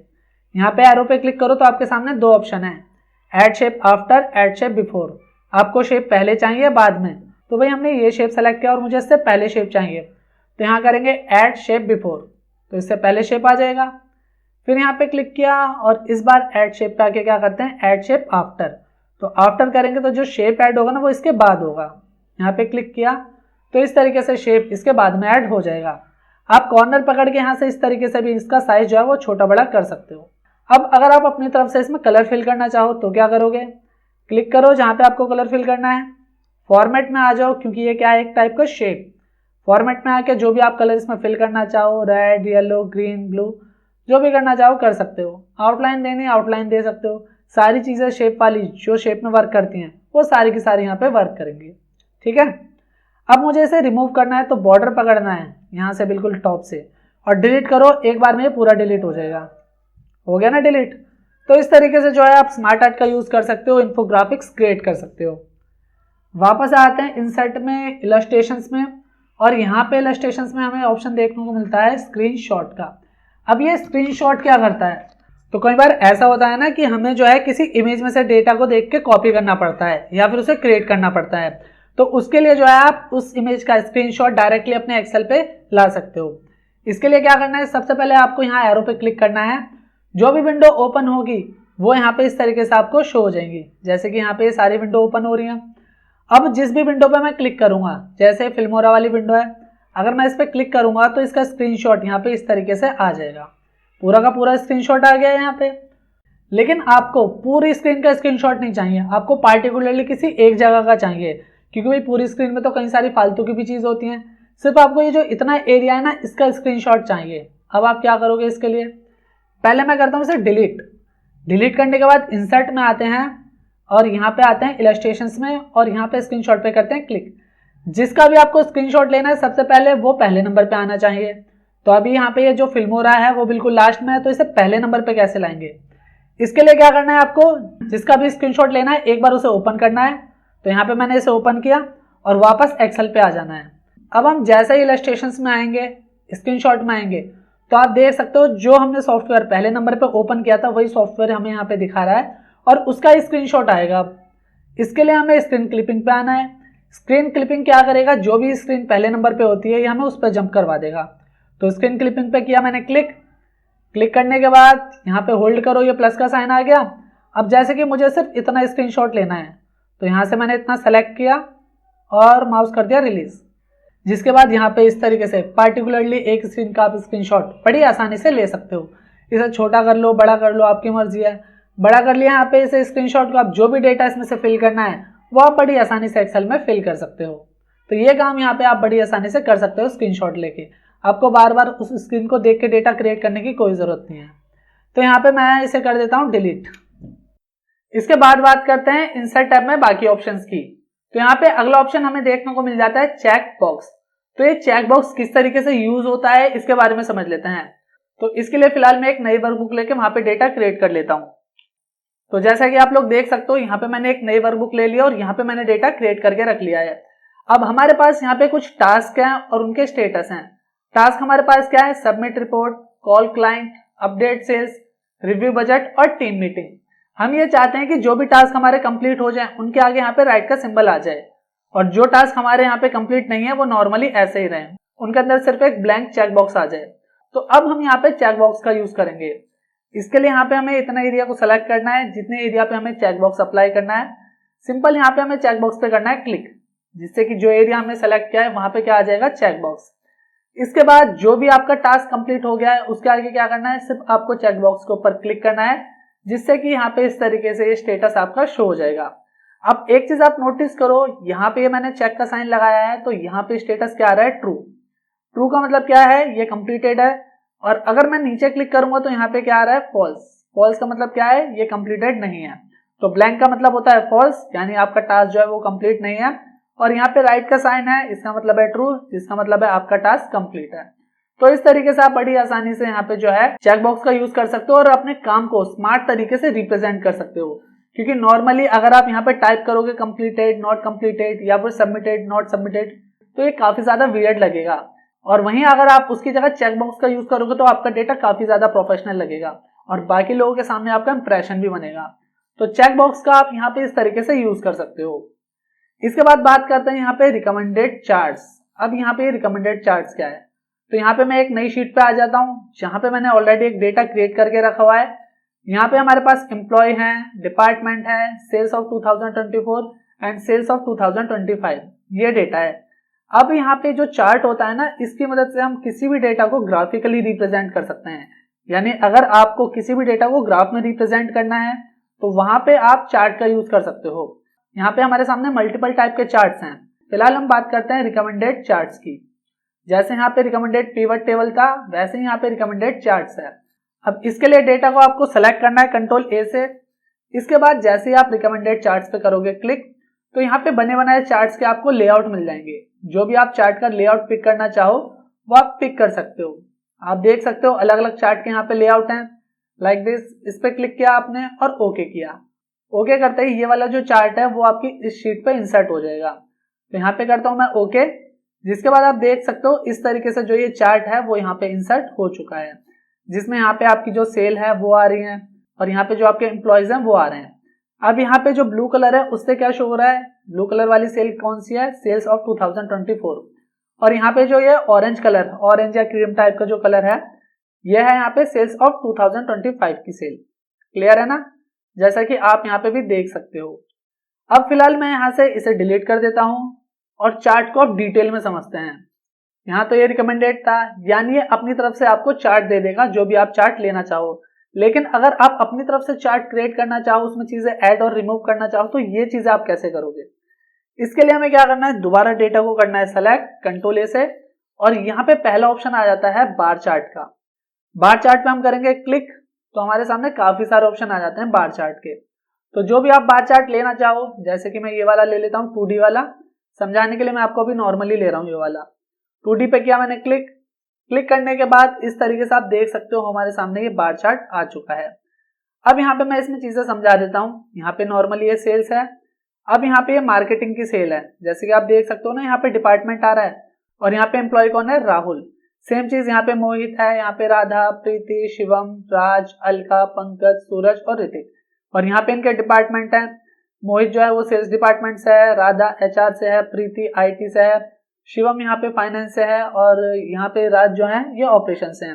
तो इसी तरीके से यहाँ पे ये सारी चीजें आपको शो हो जाएंगी। अब यहाँ पे इसी तरीके से आप देख सकते हो, यहाँ पे जो सेल्स ऑफ 2024 है उसका जो बार है वो यहाँ पे ब्लू कलर से शो हो रहा है, और वहीं यहाँ पे सेल्स ऑफ 2025 का जो बार है वो यहाँ पे ऑरेंज कलर से शो हो रहा है। और बार आप देख सकते हो यहाँ पे इस तरीके से बड़ी आसानी से सेल को चेक कर सकते हो कि किस पर्सन ने ज्यादा सेल करी है और किस पर्सन ने कम सेल करी है। ये सारी चीजें चार्ट के बिहाफ पे आप बड़ी आसानी से चेक कर सकते हो। इसके बाद जैसे आप चार्ट पे क्लिक करोगे तो यहाँ पे आपको चार्ट डिजाइन के ऑप्शन देखने को मिल जाते हैं। अगर क्लिक हटाओगे तो यहाँ से चार्ट डिजाइन के ऑप्शन हट जाएंगे, जैसे कि टेबल में था, पिक्चर में था, सेम चीज वही है यहाँ पे। तो यहाँ पे हम क्लिक करते हैं चार्ट के ऊपर, तो यहाँ पे हमारे सामने चार्ट डिजाइन का टैब आ गया और इस पे हमने क्लिक किया तो यहाँ पे हमें काफी सारे ऑप्शन देखने को मिल जाते हैं। आ रहे हैं ना काफी सारे ऑप्शन। अब सबसे पहले यहाँ पे हम बात कर लेते हैं सेलेक्ट डेटा की। सेलेक्ट डेटा का मतलब क्या है, तो अभी यहाँ पे जो हमारे पास डेटा शो हो रहा है वो कहाँ तक है, ऋतिक तक। जैसे कि आप देख सकते हो राहुल से लेकर ऋतिक तक हमारे पास डेटा है और यहाँ पे भी चार्ट में वो सारी चीजें हमें शो हो रही हैं। लेकिन मान लो कि यहाँ पे मुझे किसी और पर्सन का डेटा ऐड करना पड़ गया, जैसे कि मैंने अपना नाम लिखा, मैं यहाँ पे लिख लेता हूँ IT और सेल कितनी है 45,000, यहाँ पे मैं कर लेता हूँ 65,000। अब यहाँ पे जो मैंने डेटा ऐड किया है क्या वो हमारे चार्ट में ऐड हो रहा है, नहीं हो रहा है ना। तो इसके लिए जो है हम यहाँ पे चार्ट डिजाइन में आके सेलेक्ट डेटा का यूज करते हैं। यानी अगर आप अपनी शीट में अलग से कोई भी डेटा ऐड करते हो और उसे चार्ट में शो करना चाहते हो तो उसके लिए आपको डेटा को सेलेक्ट करना पड़ता है यहाँ पे सेलेक्ट डेटा की मदद से। तो जैसे मैं यहाँ पे सेलेक्ट डेटा पे क्लिक करूंगा तो हमारे सामने इस तरीके से रेंज आ जाएगी। अब यहाँ पे जो रेंज आ रही है ना, चार्ट डेटा रेंज, ये हमारी चार्ट की रेंज है। आप देख सकते हो यहाँ पे लिखा आ रहा है A1 से लेके D11, यानी यहाँ पे A1 से लेके D11 तक की जो रेंज है वो यहाँ तक सेलेक्ट है। यहाँ पे आ रहा है ना 11 और ये D कॉलम है, लेकिन हमने यहाँ पे एक रो और ऐड करी है, उसका डेटा तो शो नहीं हो रहा है। तो उसके लिए हमें क्या करना है, यहाँ से पकड़ना है इसे बिल्कुल स्टार्टिंग से एम्प्लॉय से, और कहाँ तक ड्रैग करना है, जहां तक हमारा डेटा है जीत तक। याद रहे फालतू आपको कुछ भी सेलेक्ट नहीं करना है, जितना है उतना डेटा सेलेक्ट करना है। इसके बाद जैसे आप यहाँ पे ओके करोगे तो ओके करने के बाद आप देखना चार्ट में जो है यहाँ पे जीत का डेटा भी ऐड हो जाएगा। तो यहाँ पे किया मैंने ओके, जिसके बाद आप देख सकते हो यहाँ पे जीत का डेटा जो है वो भी यहाँ पे इस तरीके से ऐड हो चुका है। तो अगर आप अपने डेटा में कुछ भी अपडेट करते हो और उसे चार्ट में शो कराना चाहते हो तो उसके लिए आप यहाँ पे सेलेक्ट डेटा का यूज कर सकते हो, जिससे कि अगर आप बाद में कुछ भी ऐड करते हो तो वो आप चार्ट में इजीली अपडेट कर सकते हो। इसके अलावा यहाँ पे बात करते हैं अगले ऑप्शन की, जो है चेंज चार्ट टाइप। अब चेंज चार्ट टाइप से क्या होगा, जो आपका चार्ट का टाइप है वो चेंज हो जाएगा। फिलहाल यहाँ पे चेंज चार्ट टाइप पे मैंने किया क्लिक, देन यहाँ पे आप देख सकते हो मल्टीपल हमारे पास चार्ट हैं, जो भी आप चार्ट लेना चाहो। जैसे कि ये वाला मैंने सबसे लास्ट वाले पे क्लिक किया और किया ओके, जिसके बाद आप देख सकते हो चार्ट आपका इस तरीके से आ चुका है। फिलहाल मैं इसे नॉर्मल कर लेता हूँ, तो चार्ट टाइप में आके वापस मैं यहाँ पे पहले वाला चूज करके ओके कर लेता हूँ, जिसके बाद आप देख सकते हो इस तरीके से हमारा चार्ट आ चुका है। अब अगर आप चार्ट को मूव करना चाहो तो मूव कैसे होगा, ये मूव का मतलब है कि इस शीट से हटके किसी दूसरी शीट पे ले जाना है तो कैसे ले जाओगे। इसके लिए मूव चार्ट का ऑप्शन आता है, इस पे हमें क्लिक करना है और यहाँ पे आप देखो क्या आ रहा है, move chart, choose where you want to chart to be placed, यानी इस चार्ट को आप किस जगह ले जाना चाहते हो। तो इस चार्ट को हम यहाँ से ले जाना चाहते हैं शीट 4 पे, तो यहाँ पे शीट 4 पे क्लिक किया और मैं जैसे ही ओके करूंगा ना तो ये जो चार्ट है आपका ये किस जगह मूव हो जाएगा, शीट 4 पे। यहाँ पे किया मैंने ओके, जिसके बाद आप देख सकते हो ये शीट कौन सी है, 4th, और चार्ट आपका यहाँ पे मूव हो चुका है। अब इसे वापस आपको 3rd शीट पे ले जाना है तो क्या करना पड़ेगा, सेम वही चीज, मूव चार्ट पे आना है और यहाँ पे शीट 4 जो है यहाँ पे क्या चूज करनी है, शीट 3, और जैसे हम करेंगे यहाँ पे ओके तो आप देख सकते हो वापस ये शीट 3 में आ चुका है। क्लियर है ना। अगर आप चार्ट मूव करना चाहो तो बड़ी आसानी से मूव चार्ट की मदद से कर सकते हो। इसके अलावा यहाँ पे ऑप्शन आता है switch row and column. Switch row और कॉलम से क्या होगा, रो कॉलम में कन्वर्ट हो जाएंगे और कॉलम रो में कन्वर्ट हो जाएंगे। इस पे किया मैंने क्लिक करने के बाद आप देख सकते हो इस तरीके से जो है आपके रोज कॉलम में कन्वर्ट हो चुके हैं और कॉलम जो है रोज में कन्वर्ट हो चुके हैं। बट यहाँ पे इसे करने का कोई फायदा नहीं है क्योंकि डेटा के अकॉर्डिंग ही हम जो है रोज और कॉलम को स्विच करते हैं एक दूसरे में। फिलहाल यहाँ पे आप इसका यूज इस तरीके से करोगे तो बिल्कुल भी कुछ समझ आने वाला नहीं है। मैं यहाँ पे वापस इसे नॉर्मल कर देता हूँ, इस पे क्लिक किया जिससे कि ये वापस इस तरीके से इसमें कन्वर्ट हो जाएगा। अब यहाँ पे आते हैं चार्ट स्टाइल के सेक्शन में। तो चार्ट स्टाइल पे आएंगे, यहाँ पे इस एरो पे क्लिक करेंगे तो हमारे सामने मल्टीपल स्टाइल्स आ जाएंगे। जो भी स्टाइल आपको पिक करना है आप उस पर क्लिक करके वो स्टाइल यहाँ पे अप्लाई कर सकते हो। फिलहाल मैं यहाँ पे क्लिक नहीं कर रहा हूँ, सिर्फ आपको शो कर रहा हूँ। तो यहाँ से मैंने क्लिक हटाया। अब चलते हैं अगले ऑप्शन पे जो है चेंज कलर। अब आपको अगर कलर चेंज करना है तो उसके लिए आप यहाँ पे चेंज कलर का यूज कर सकते हो। तो यहाँ पे आए और जो भी आप कलर देना चाहते हो अपने चार्ट में इस तरीके से आप इन कलर्स का यूज कर सकते हो। अब यहाँ पे ये बने बनाए प्रीसेट हैं, अलग से आप कोई भी कलर ऐड करना चाहो तो उसके लिए क्या करोगे, तो इसके लिए मैं ऑलरेडी बता चुका हूँ। यहाँ पे अगर फॉर्मेट का ऑप्शन आ रहा है, क्योंकि ये भी एक टाइप का क्या है, बॉक्स है, शेप है, तो यहाँ पे आप इन सारे ऑप्शंस का यूज कर सकते हो रहा है ना कलर इसमें। सेम चीज अगर आपको बार के अंदर कलर करना है तो आप इसमें क्लिक करो और फिर यहाँ से शेप फिल में आके जो भी कलर आप यहाँ पे फिल करना चाहो बड़ी आसानी से कर सकते हो। इसके अलावा ये जो आउटलाइन है इनमें कलर देना चाहते हो तो शेप आउटलाइन का आप यूज कर सकते हो। इसके अलावा अगर आप इन टेक्स्ट का कलर चेंज करना चाहो तो इसके लिए आप होम पे आके इनका कलर चेंज कर सकते हो। सिखाया था ना, होम पे आके यहाँ से ये टेक्स्ट कलर है, इससे हम कलर चेंज कर सकते हैं। ये तो नॉर्मली एमएस वर्ड की चीजें हैं, पता ही होगा इतना। तो वापस हम क्या करते हैं, यहाँ पे चार्ट डिजाइन में आ जाते हैं और यहाँ पे अगला ऑप्शन हमें देखने को मिल जाता है क्विक लेआउट। यानी अगर हम लेआउट चेंज करना चाहें अपने चार्ट का तो इसके लिए हमें अलग से कुछ करने की जरूरत नहीं है। यहाँ पे बने बनाए लेआउट मिल जाते हैं हमें, जैसे कि आप देखो अलग अलग लेआउट है ना कई टाइप के, तो ये आपको लेआउट देखने को मिल जाते हैं। सबसे बेस्ट मुझे लेआउट लगता है ये वाला, जिसमें हमारे पास नीचे टेबल भी शो हो जाती है और बाकी चीजें भी सारी हमें अच्छे से शो हो जाती हैं। आप देख सकते हो यहाँ पे सेल्स ऑफ 2024 और सेल्स ऑफ 2025 की एक टेबल बन के आ गई है। साथ ही साथ एम्प्लॉय के नेम, डेजिग्नेशन और सेल, ये सारी चीजें हमें बड़ी आसानी से सिर्फ एक चार्ट में शो हो रही हैं। तो सबसे बढ़िया मुझे ये लेआउट लगता है। आपको जो लेआउट पसंद आए आप उसे अप्लाई कर सकते हो। अब बात करते हैं यहाँ पे चार्ट के लास्ट ऑप्शन के बारे में, जो है ऐड चार्ट एलिमेंट। अब जैसे यहाँ पे हम ऐड चार्ट एलिमेंट पाएंगे, सबसे पहले हमें ऑप्शन देखने को मिल जाता है एक्सेस का। अब ये एक्सेस किस तरीके से वर्क करता है, तो एक्सेस में हमारे पास दो ऑप्शन होते हैं, प्राइमरी हॉरिजॉन्टल और प्राइमरी वर्टिकल। तो अभी यहाँ पे ये दोनों अप्लाई हैं। अब जैसे ही मैं प्राइमरी हॉरिजॉन्टल पे आऊंगा तो आप देखना हॉरिजॉन्टली जो डेटा है ना वो रिमूव हो जाएगा, यानी ये सिर्फ इसका प्रीव्यू देता है। तो यहाँ पे मैं हॉरिजॉन्टल पे आता हूँ। अब देखो मैंने क्लिक नहीं किया है, नॉर्मली सिर्फ मैं यहाँ पे आया हूँ। तो यहाँ पे नीचे जो नाम आ रहे थे और डिपार्टमेंट आ रहे थे वो गायब हो गए। अगर मैं यहाँ पे क्लिक कर दूंगा तो ये परमानेंट अप्लाई हो जाएगा, जिससे कि यहाँ पे नीचे नेम और डिपार्टमेंट शो नहीं होंगे। अब अगर मैं वर्टिकल पे आ जाऊं तो वर्टिकल से यहाँ पे क्या होगा, जो सेल्स है वो गायब हो जाएगी, हो गई ना गायब। क्लिक करूंगा तो ये भी परमानेंट अप्लाई हो जाएगा। फिलहाल मैं किसी पे क्लिक नहीं कर रहा हूँ। इसके बाद आते हैं एक्सिस टाइटल। अभी एक्सिस टाइटल हॉरिजॉन्टल और वर्टिकल सेम है। अगर हॉरिजॉन्टल पे आओगे तो हॉरिजॉन्टल पे एक्सिस टाइटल शो हो जाएगा, वर्टिकल पे आओगे वर्टिकल पे शो हो जाएगा। जैसे मैं यहाँ पे क्लिक करता हूँ वर्टिकल पे, आप देख सकते हो ना यहाँ पे एक्सिस टाइटल आ रहा है। और अगर मैं वापस यहाँ पे आ जाऊँ, एक्सिस टाइटल पे आके यहाँ पे क्लिक हटा दूं तो आप देख सकते हो यहाँ से हट गया। हॉरिजॉन्टल करता तो हॉरिजॉन्टल यहाँ पे आ जाता। फिर वापस आते हैं ऐड चार्ट एलिमेंट पे और यहाँ पे अगला ऑप्शन हमें देखने को मिल जाता है चार्ट टाइटल्स।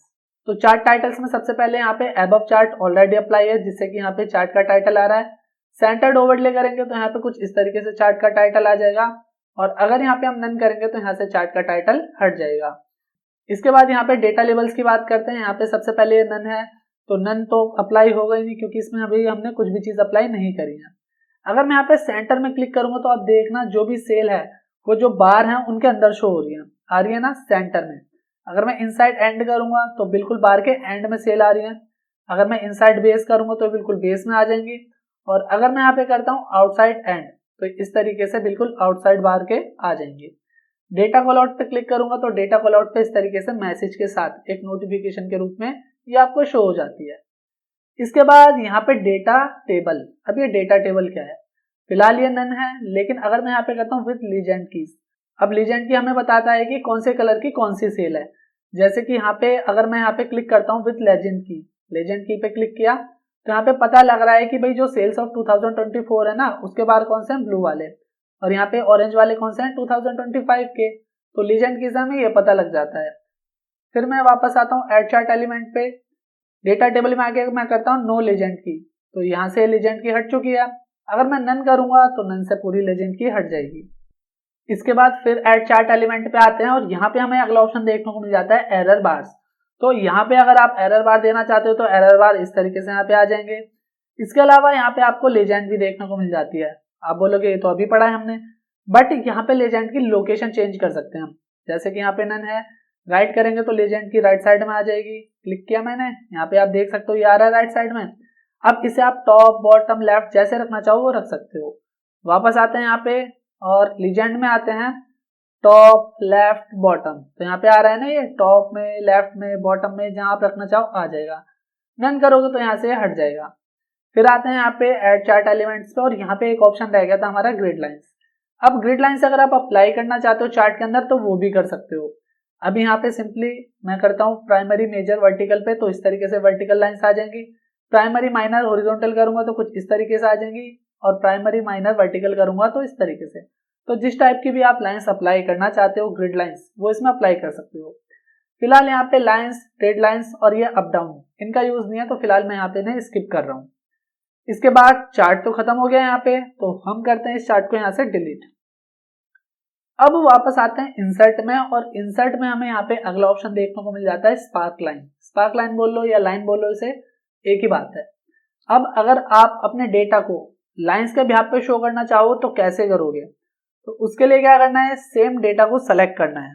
सेलेक्ट किया मैंने, क्योंकि अभी तो हमने बार के बिहाफ पे शो किया था, लेकिन अगर आप देखना चाहते हो लाइंस के बिहाफ पे, तो उसके लिए यहाँ पे आप इसका यूज कर सकते हो, लाइन का। यहाँ पे मैंने इस पे क्लिक किया, क्लिक करने के बाद आपके पास मल्टीपल लाइंस है जो भी आप चूज करना चाहो। तो फिलहाल यहाँ से मैं ये वाली लाइन ले लेता हूँ, इस पे किया मैंने click. Now you can see यहाँ पे जो है हमारा इस तरीके से एक चार्ट बन चुका है, जिसमें लाइन के बिहाफ पे आप देख सकते हो कि कहाँ पे आपकी सेल अप हुई है और कहाँ पे डाउन हुई है।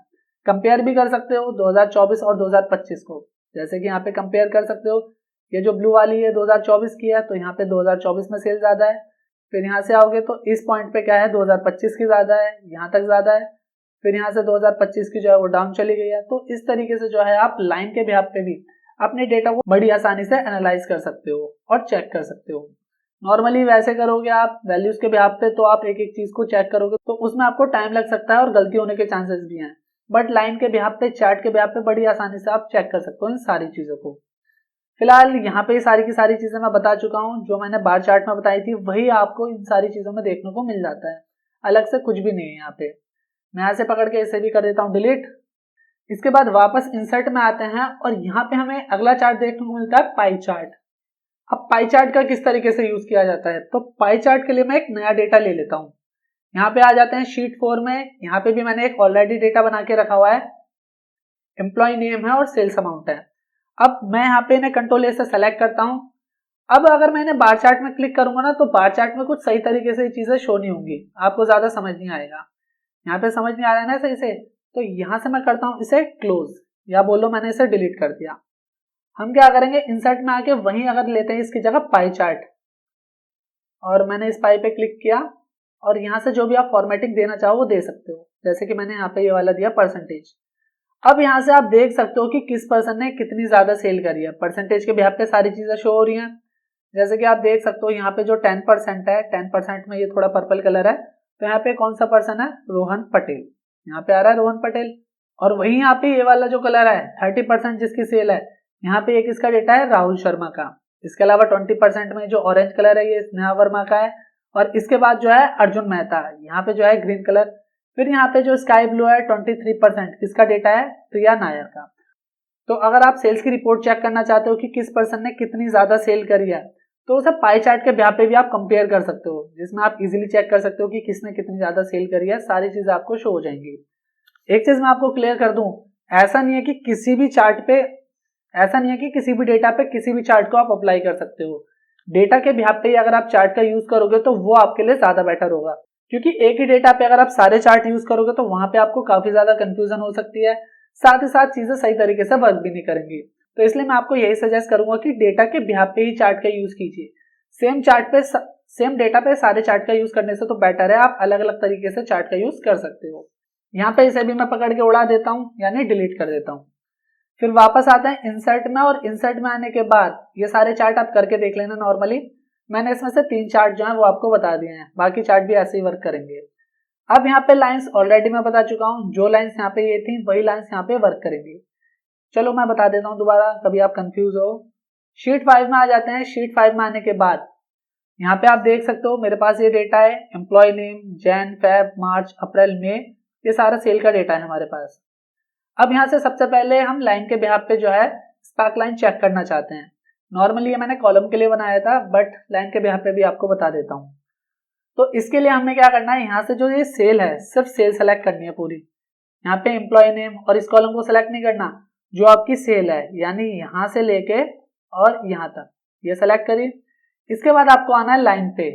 लाइन पे आने के बाद यहाँ से आपको लोकेशन देनी है, किस चीज की लोकेशन, जहां पे आप स्पार्क लाइन क्रिएट करना चाहते हो। तो हम इस लोकेशन पे जाते हैं, तो यहाँ पे हमें क्लिक करना है और पकड़ के ड्रैग करना है, क्योंकि सबकी चाहिए। इसके बाद जैसे ही करेंगे यहाँ पे ओके, तो आप देख सकते हो इस तरीके से यहाँ पे स्पार्क लाइन जो है वो क्रिएट हो चुकी है। अब यहाँ पे आप सेल भी चेक कर सकते हो कि पहले सेल जो थी 12,000 थी, फिर 15, फिर 13, फिर 18, फिर 20,000, जिसकी मदद से आप यहाँ पे देख सकते हो पहले सेल जो थी यहाँ पे 12,000, फिर बढ़ी यहाँ पे तो 15,000, फिर यहाँ पे नीचे आई 13,000, फिर यहाँ पे बढ़ी 18,000 और फिर यहाँ पे बढ़ गई 20,000। तो स्पार्क लाइन के बिहाफ पे आप इन चीजों को बड़ी आसानी से चेक कर सकते हो। तो ये था स्पार्क लाइन का यूज यहाँ पे। इसे भी मैं यहाँ से हटा देता हूँ। होम पे आना है, होम पे आने के बाद यहाँ पे क्लियर पे आना है और क्लियर ऑल पे क्लिक करना है, जिससे कि जो भी चीजें हैं यहाँ पे इस कॉलम के अंदर वो सारी रिमूव हो जाएंगी। यहाँ पे मैंने क्लियर ऑल किया, जिससे कि आप देख सकते हो इसके अंदर जितनी भी चीजें थी वो सारी की सारी रिमूव हो चुकी हैं। इसके बाद वापस आते हैं हम इंसर्ट में और यहाँ पे बात करते हैं कॉलम की। तो अब ये कॉलम किस तरीके से यहाँ पे वर्क करेगा, सेम इसके लिए भी यहाँ से मैंने पूरे डेटा को सेलेक्ट कर लिया। पूरे डेटा का मतलब सिर्फ सेल, और यहाँ पे हमें कॉलम पे आना है। कॉलम पे आने के बाद यहाँ पे लोकेशन कहाँ पे हम अप्लाई करना चाहते हैं, तो हमने यहाँ पे ये लोकेशन दे दी इसकी, और जैसे यहाँ पे करेंगे okay, now you can see, यहाँ पे आप देख सकते हो जो भी कॉलम्स थे इस तरीके से यहाँ पे इस सेल को शो कर रहे हैं। जैसे कि पहले 12,000 सेल थी तो यहाँ पे 12,000 का कॉलम कम है, फिर 15,000 की सेल थी तो 15,000 का इतना आ रहा है, फिर यहाँ पे 13,000 यानी कम हुई तो डाउन हो गया ये, फिर 18,000 सेल हुई यहाँ पे ये बढ़ गया, फिर 20,000 सेल हुई तो यहाँ पे ये कॉलम दोबारा बढ़ गया। तो इस तरीके से बड़ी आसानी से आप कॉलम का यूज करके अपनी जो सेल है उसे भी एनालाइज कर सकते हो।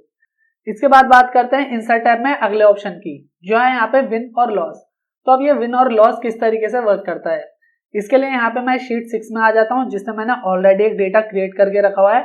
अब यहाँ पे हमारे पास ये कुछ कंपनी के शेयर्स हैं, जैसे कि आप देख सकते हो Reliance, Infosys, HDFC, ICICI bank, axis bank, NTPC, भारतीय एयरटेल, मारुति सुजुकी और टाइटन। यहाँ पे मैंने कुछ कंपनी के शेयर लिए हुए हैं, और यहाँ पे जैसे कि आप देख सकते हो कुछ में तो हमारे पास पॉजिटिव में है वैल्यू, लेकिन यहाँ पे कुछ में हमारे पास क्या है, नेगेटिव में। तो यहाँ पे विन और लॉस की मदद से हम इस चीज को बड़ी आसानी से स्पार्क लाइन में यहाँ पे शो करने वाले हैं। क्या करना है इसके लिए, सबसे पहले इस डेटा को सेलेक्ट करना है और यहाँ पे आना है विन और लॉस पे। इसके बाद यहाँ पे आएंगे लोकेशन रेंज पे, तो हमें कहाँ चाहिए विन और लॉस, इस जगह। यहाँ पे पकड़ के इस तरीके से मैं ड्रैग करूंगा और करूंगा ओके, जिसके बाद आप देख सकते हो जो भी यहाँ पे रेड कलर में शो हो रहा है ना, वो क्या है यहाँ पे माइनस यानी नेगेटिव, और जो यहाँ पे ब्लू में शो हो रहा है वो क्या है, पॉजिटिव। तो इस तरीके से भी आप यहाँ पे विन और लॉस की मदद से अपना पॉजिटिव और नेगेटिव जो वैल्यू है उन्हें चेक कर सकते हो। विन और लॉस के बाद बात करते हैं इंसर्ट टैब में अगले ऑप्शन की। तो यहाँ पे हमें अगला सेक्शन देखने को मिलता है फिल्टर्स का। अब ये फिल्टर्स क्या होते हैं, तो ऑलरेडी मैं इसके बारे में बता चुका हूँ। शॉर्ट एंड फिल्टर पे हमने होम में ये सारी चीजें कवर करी थी, लेकिन यहाँ पे जो फिल्टर है वो अलग टाइप से है। यहाँ पे आप देख सकते हो स्लाइसर और टाइमलाइन। तो स्लाइसर तो मैं आपको ऑलरेडी बता चुका हूँ, फिर भी मैं एक बार यहाँ पे रिपीट कर देता हूँ। तो स्लाइसर के लिए मैं एक नई वर्कबुक ले लेता हूँ और वहां पे जो है डेटा क्रिएट करके आपको स्लाइसर समझाता हूँ। तो आप देख सकते हो यहाँ पे हम नई वर्कबुक पे आ चुके हैं और यहाँ पे मैंने ऑलरेडी एक डेटा क्रिएट करके रखा हुआ है। यहाँ पे हमारे पास order ID, order date, region, product, category, sales, quantity और डिस्काउंट, ये सारी चीजें हैं। अब यहाँ पे स्लाइसर यूज करने से पहले एक चीज आप ध्यान देना, जब आप स्लाइसर का यूज करोगे ना तो उससे पहले आपको डेटा पे पिवट टेबल या टेबल अप्लाई करनी पड़ेगी। बिना इन दोनों चीजों के आप स्लाइसर का यूज नहीं कर सकते। तो इसके लिए हमें क्या करना है, डेटा पे क्लिक करना है। या तो आप इस डेटा को टेबल में कन्वर्ट कर सकते हो या फिर पिवट टेबल में। तो यहाँ पे मैं पिवट टेबल पे कर देता हूँ क्लिक। क्लिक करने के बाद इस तरीके से रेंज आ जाएगी। ये चीजें मैं सब बता चुका हूँ आपको। यहाँ पे आपको करना है ओके, जिसके बाद आप देख सकते हो यहाँ पे इस तरीके से पिवट टेबल क्रिएट हो चुकी है। अब यहाँ पे आगे हमें क्या करना है, इंसर्ट पे आना है। और इंसर्ट पे आने के बाद जैसे आप स्लाइसर पे क्लिक करोगे ना तो जो भी आपकी हेडिंग थी, order ID, order date, region, product, category, sales, quantity, discount, अब जिस चीज के बिहाफ पे भी आप डेटा शॉर्ट करना चाहते हो तो यहाँ से आप उन चीजों को पिक कर सकते हो और ओके कर दोगे तो इसके बाद यहाँ पे स्लाइसर आ जाएंगे जिनके बिहाफ पे आप डेटा को शॉर्ट कर सकते हो। तो ये तो हो गई स्लाइसर की बात। मैं यहाँ से कर देता हूँ इसे कैंसिल। अब बात करते हैं यहाँ पे टाइमलाइन की। तो टाइमलाइन का क्या यूज है, मैं एक चीज आपको बता दूं कि टाइमलाइन के लिए भी आपको डेटा को पिवट टेबल में कन्वर्ट करना पड़ेगा। तो सिंपल सी बात है, स्लाइसर और टाइमलाइन दोनों के लिए आपको डेटा को पिवट टेबल में कन्वर्ट करना जरूरी है। अब टाइमलाइन में आपको एक चीज का ध्यान और रखना है कि जो आप डेटा बनाओगे ना उसमें डेट होनी बहुत जरूरी है।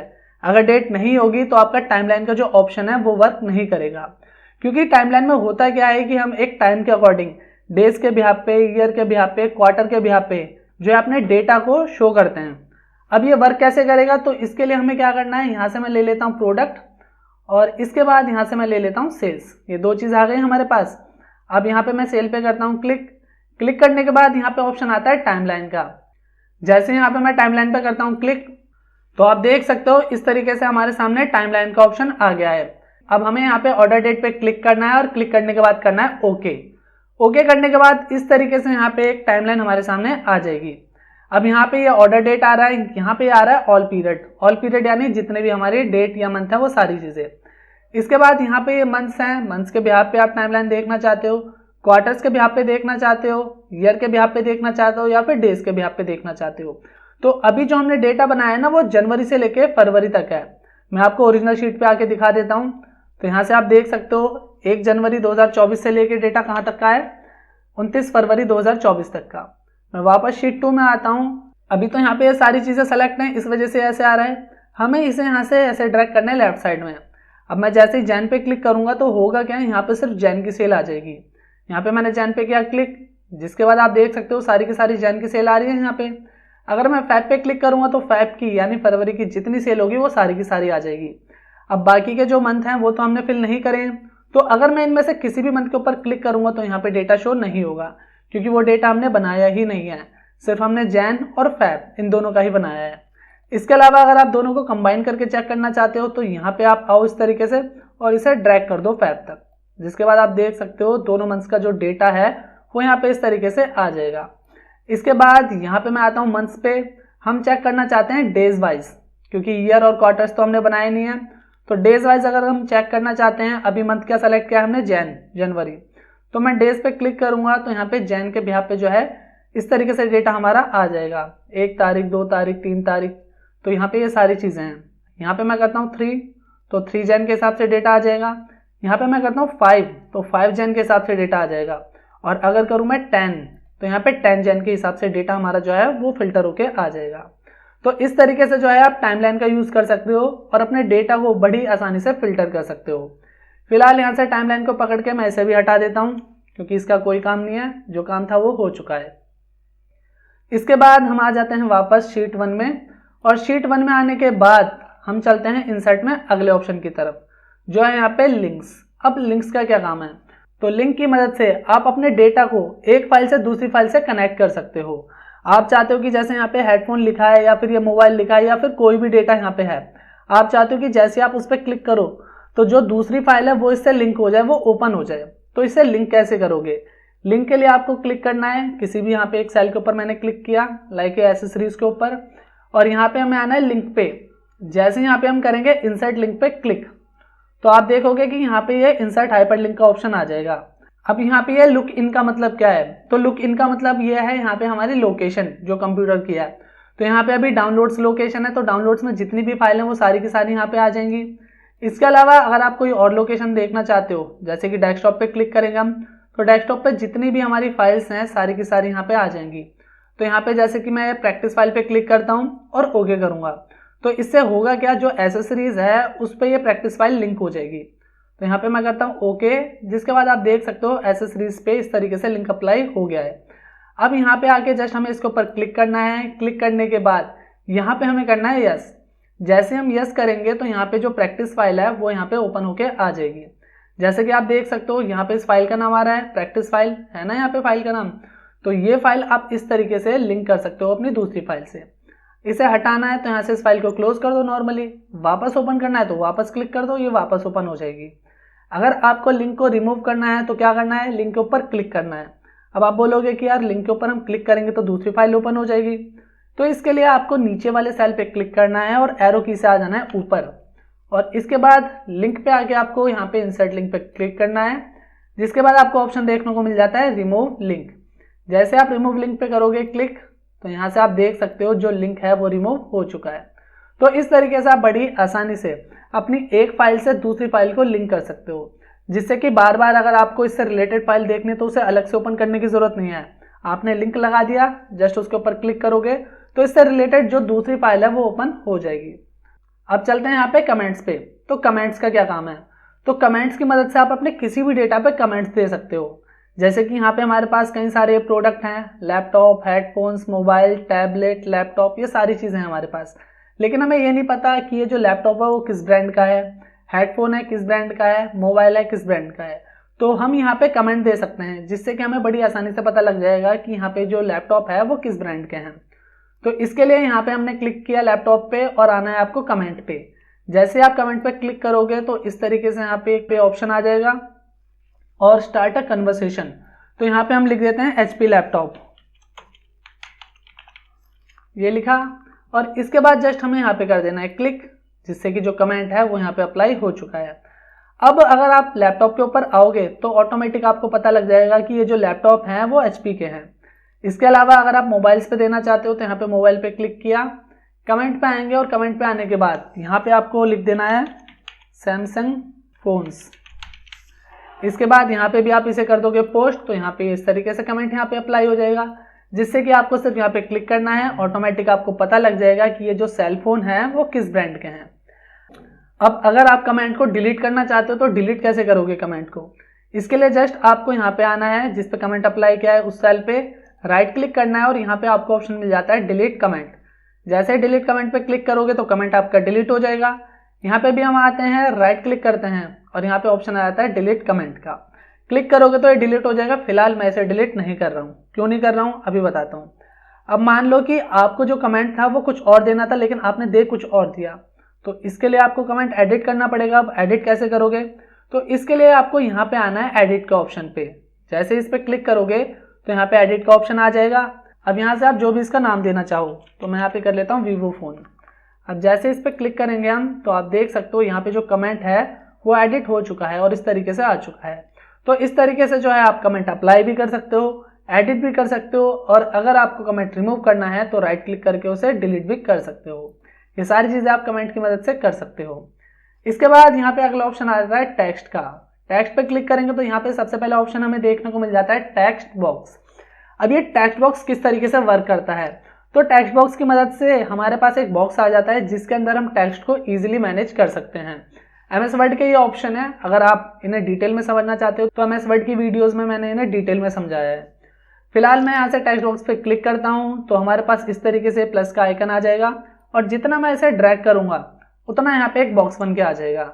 जैसा कि आप देख सकते हो यहाँ पे एक बॉक्स बन के आ गया है। अब इसके अंदर मैं थोड़ा सा डेटा फिल कर लेता हूँ। डेटा बोले तो लिख लेता हूँ, कुछ अपने बारे में लिख लेता हूँ मैं। तो यहाँ पे लिखता हूँ मैं my name is Jeet Diwakar and I like play cricket. तो मैंने ये लिखा। अब आप एक चीज़ नोटिस करो, जो मैंने लिखा है वो तो इस बॉक्स से बाहर जा रहा है। अब क्या करें हम, तो टेक्स्ट बॉक्स की मदद से आप इसे बड़ी आसानी से मैनेज कर सकते हो। जब आप बाहर क्लिक करोगे ना तो आप देखोगे कि जितना भी डेटा बाहर शो हो रहा था वो यहाँ पे शो नहीं हो रहा है। क्यों? क्योंकि यहाँ से जब हम इसे पकड़ के ड्रैग करेंगे तो सारा का सारा डेटा इसके अंदर आ जाएगा। यानी अगर आपके पास काफ़ी सारा टेक्स्ट है और आप उसे मैनेज करना चाहते हो कम जगह में, तो वहाँ पे आप टेक्स्ट बॉक्स का यूज़ कर सकते हो, जिससे कि आप बॉक्स को आसानी से मैनेज कर सकते हो। देख सकते हो आप बड़ी आसानी से यहाँ पे हमने मैनेज कर लिया बॉक्स को, जिससे कि इसके अंदर जितना भी डेटा है वो इजीली मैनेज हो गया है। तो इस तरीके से यहाँ पे आप टेक्स्ट बॉक्स का यूज कर सकते हो। फिलहाल मैं यहाँ से इसे पकड़ के डिलीट कर देता हूँ। बॉर्डर पकड़ के डिलीट करना है, बीच में से करोगे तो ये सिर्फ टेक्स्ट डिलीट करेगा। बॉर्डर से पकड़ा और इसे कर दिया डिलीट। इसके बाद वापस आते हैं हम इंसर्ट में और अगला ऑप्शन हमें यहाँ पे देखने को मिल जाता है हेडर एंड फूटर। अब हेडर एंड फूटर के बारे में मैं आपको बताऊंगा बिल्कुल लास्ट में क्यों बताऊंगा समझ जाओगे अभी। फिलहाल बात करते हैं वर्ड आर्ट की। अब ये वर्ड आर्ट क्या होता है, तो वर्ड आर्ट जो है वो टेक्स्ट का इफेक्ट या स्टाइल होता है। तो यहाँ पे हम करते हैं क्लिक, तो यहाँ पे हमारे पास कई सारे जो है स्टाइल आ रहे हैं टेक्स्ट के, जो भी आप पिक करना चाहो। लाइक मैंने ये किया और यहाँ पे लिख लिया मैंने कंप्यूटर ज्ञान। इसके बाद यहाँ पे मैंने इसे पकड़ा बॉर्डर से और इसे मूव कर लिया ऊपर। बीच में से पकड़ के मूव नहीं होगा, ध्यान रखना। बॉर्डर है चारों साइड में, इसे पकड़ो और कहीं भी मूव कर लो। देन यहाँ पे आप देख सकते हो शेप फॉर्मेट का ऑप्शन आ चुका है और शेप फॉर्मेट में हमें ऑप्शन मिल जाता है वर्ड आर्ट स्टाइल। इसके लिए यहाँ से मैंने इसे सेलेक्ट किया और यहाँ पे वर्ड आर्ट स्टाइल में आ जाते हैं। जो भी अपने टेक्स्ट का आप स्टाइल देना चाहते हो वो बड़ी आसानी से यहाँ पे दे सकते हो। इसके बाद यहाँ पे आ जाता है टेक्स्ट फिल। जो भी आप कलर फिल करना चाहो अपने टेक्स्ट में इजीली कर सकते हो। नो फिल से कलर हट जाएगा। मोर फिल पे आएंगे तो यहाँ से आप कोई भी कलर अपने अकॉर्डिंग कस्टमाइज करके चूज कर सकते हो। देख सकते हो शेड आ रही है कई सारी, तो जो भी आपको चाहिए उस पर क्लिक करो और ओके कर दो, आ जाएगा। फिर यहाँ पे आएंगे, अगला ऑप्शन पिक्चर का आता है। यहाँ पे क्लिक किया, जो भी पिक्चर हम देना चाहते हैं इसके अंदर फ्रॉम अ फाइल पे आ जाते हैं और फ्रॉम अ फाइल पे आने के बाद यहाँ पे स्क्रीनशॉट में आ जाते हैं और ये एक इमेज ली मैंने और इंसर्ट किया। तो आप देख सकते हो जो इमेज है वो इसमें इंसर्ट हो चुकी है इस तरीके से। क्लिक हटाओगे तो फॉर्मेट के ऑप्शन गायब हो जाएंगे, ये ऑलरेडी बता चुका हूँ मैं आपको। तो इस पर क्लिक करो, सेलेक्ट कर लेते हैं इसे। फॉर्मेट में आते हैं वापस और यहाँ पे आते हैं टेक्स्ट फिल में। अगला ऑप्शन हमें देखने को मिल जाता है इसमें ग्रेडियंट। तो ग्रेडियंट आप इसमें अप्लाई कर सकते हो इस तरीके से, लाइक ये वाला वेरिएंट या ये वाला डार्क लाइट, जो भी चाहिए वो आप पिक कर सकते हो। टेक्सचर देना है तो आप टेक्सचर भी इसमें अप्लाई कर सकते हो। जैसे कि मैंने ये वाला टेक्सचर दिया तो ये टेक्सचर इसमें अप्लाई हो जाएगा। इसके अलावा आउटलाइन की बात करें तो जो भी आप इसकी आउटलाइन देना चाहते हो वो आउटलाइन यहाँ से दे सकते हो। नो आउटलाइन करोगे तो आउटलाइन हट जाएगी। मोर आउटलाइन पे क्लिक करोगे तो मल्टीपल आपके सामने कलर आ जाते हैं। जो भी कलर आप चूज करोगे और ओके करोगे तो वो कलर आउटलाइन में अप्लाई हो जाएगा। फिर आते हैं यहाँ पे, इसके बाद यहाँ पे वेट, आउटलाइन कितनी ज़्यादा रखना चाहते हो, थिक रखना चाहते हो, कैसे रखना चाहते हो वो आपके ऊपर डिपेंड करता है। हो रही है ना चेंज, तो ये चीज़ आप यहाँ से कर सकते हो। फिर यहाँ पे ऑप्शन आता है डैशेस का। डैशेस की मदद से जो आउटलाइन है वो डैश में कन्वर्ट कर सकते हो। जैसे कि यहाँ पे आप देख सकते हो बहुत हल्की हल्की जो है आउटलाइन डैश में कन्वर्ट हो रही है, ध्यान से देखोगे दिख जाएगा। तो यहाँ पे मैंने क्लिक किया इस वाले पे, मैं क्लिक हटा लेता हूँ यहाँ से। आप देख सकते हो यहाँ पे जो आउटलाइन है वो डैशेस में है, ठीक है। अब मैं इसे वापस सेलेक्ट करता हूँ और शेप फॉर्मेट में आता हूँ। यहाँ पे टेक्स्ट इफेक्ट मिल जाता है हमें, यानी टेक्स्ट में अगर आप इफेक्ट अप्लाई करना चाहते हो तो वो आप यहाँ पे बड़ी आसानी से दे सकते हो इफेक्ट। रिफ्लेक्शन की बात करें तो यहाँ से रिफ्लेक्शन दे सकते हो। पहले हमने शैडो की बात करी थी, अब रिफ्लेक्शन की बात कर रहे हैं।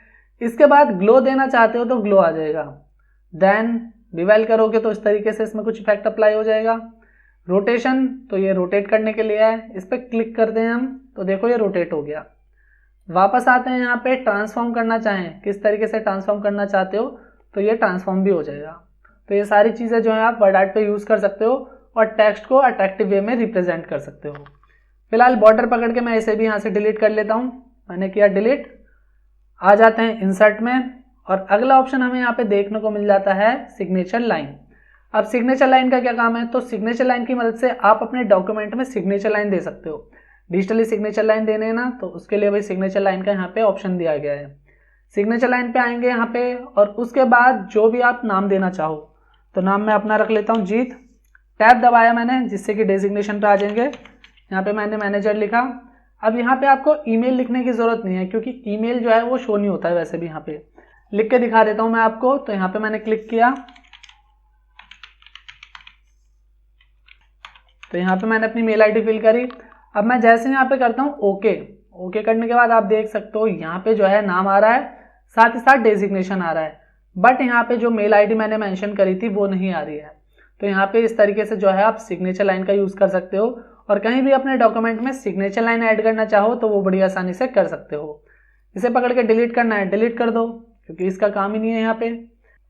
फिर वापस आते हैं हम टेक्स्ट में और यहाँ पे हमें ऑप्शन देखने को मिल जाता है ऑब्जेक्ट का। अब ऑब्जेक्ट क्या करता है, तो ऑब्जेक्ट के बारे में भी एमएस वर्ड में हमने पढ़ा है। ऑब्जेक्ट की मदद से हम एक सॉफ्टवेयर पर दूसरा सॉफ्टवेयर इंसर्ट कर सकते हैं। अभी हमारे पास एक्सेल है, लेकिन यहाँ पे अगर हमें दूसरा सॉफ्टवेयर चाहिए तो वो भी हम यहाँ पे इंसर्ट कर सकते हैं। इसके लिए यहाँ पे हमें क्लिक करना है। क्लिक करने के बाद यहाँ पे इस तरीके से लिस्ट खुल जाएगी। अब आपके सिस्टम में Excel, PowerPoint, MS Word या फिर फोटोशॉप वगैरह इंस्टॉल होगा तो वो सारी चीज़ें यहाँ पे आपको देखने को मिल जाएंगी।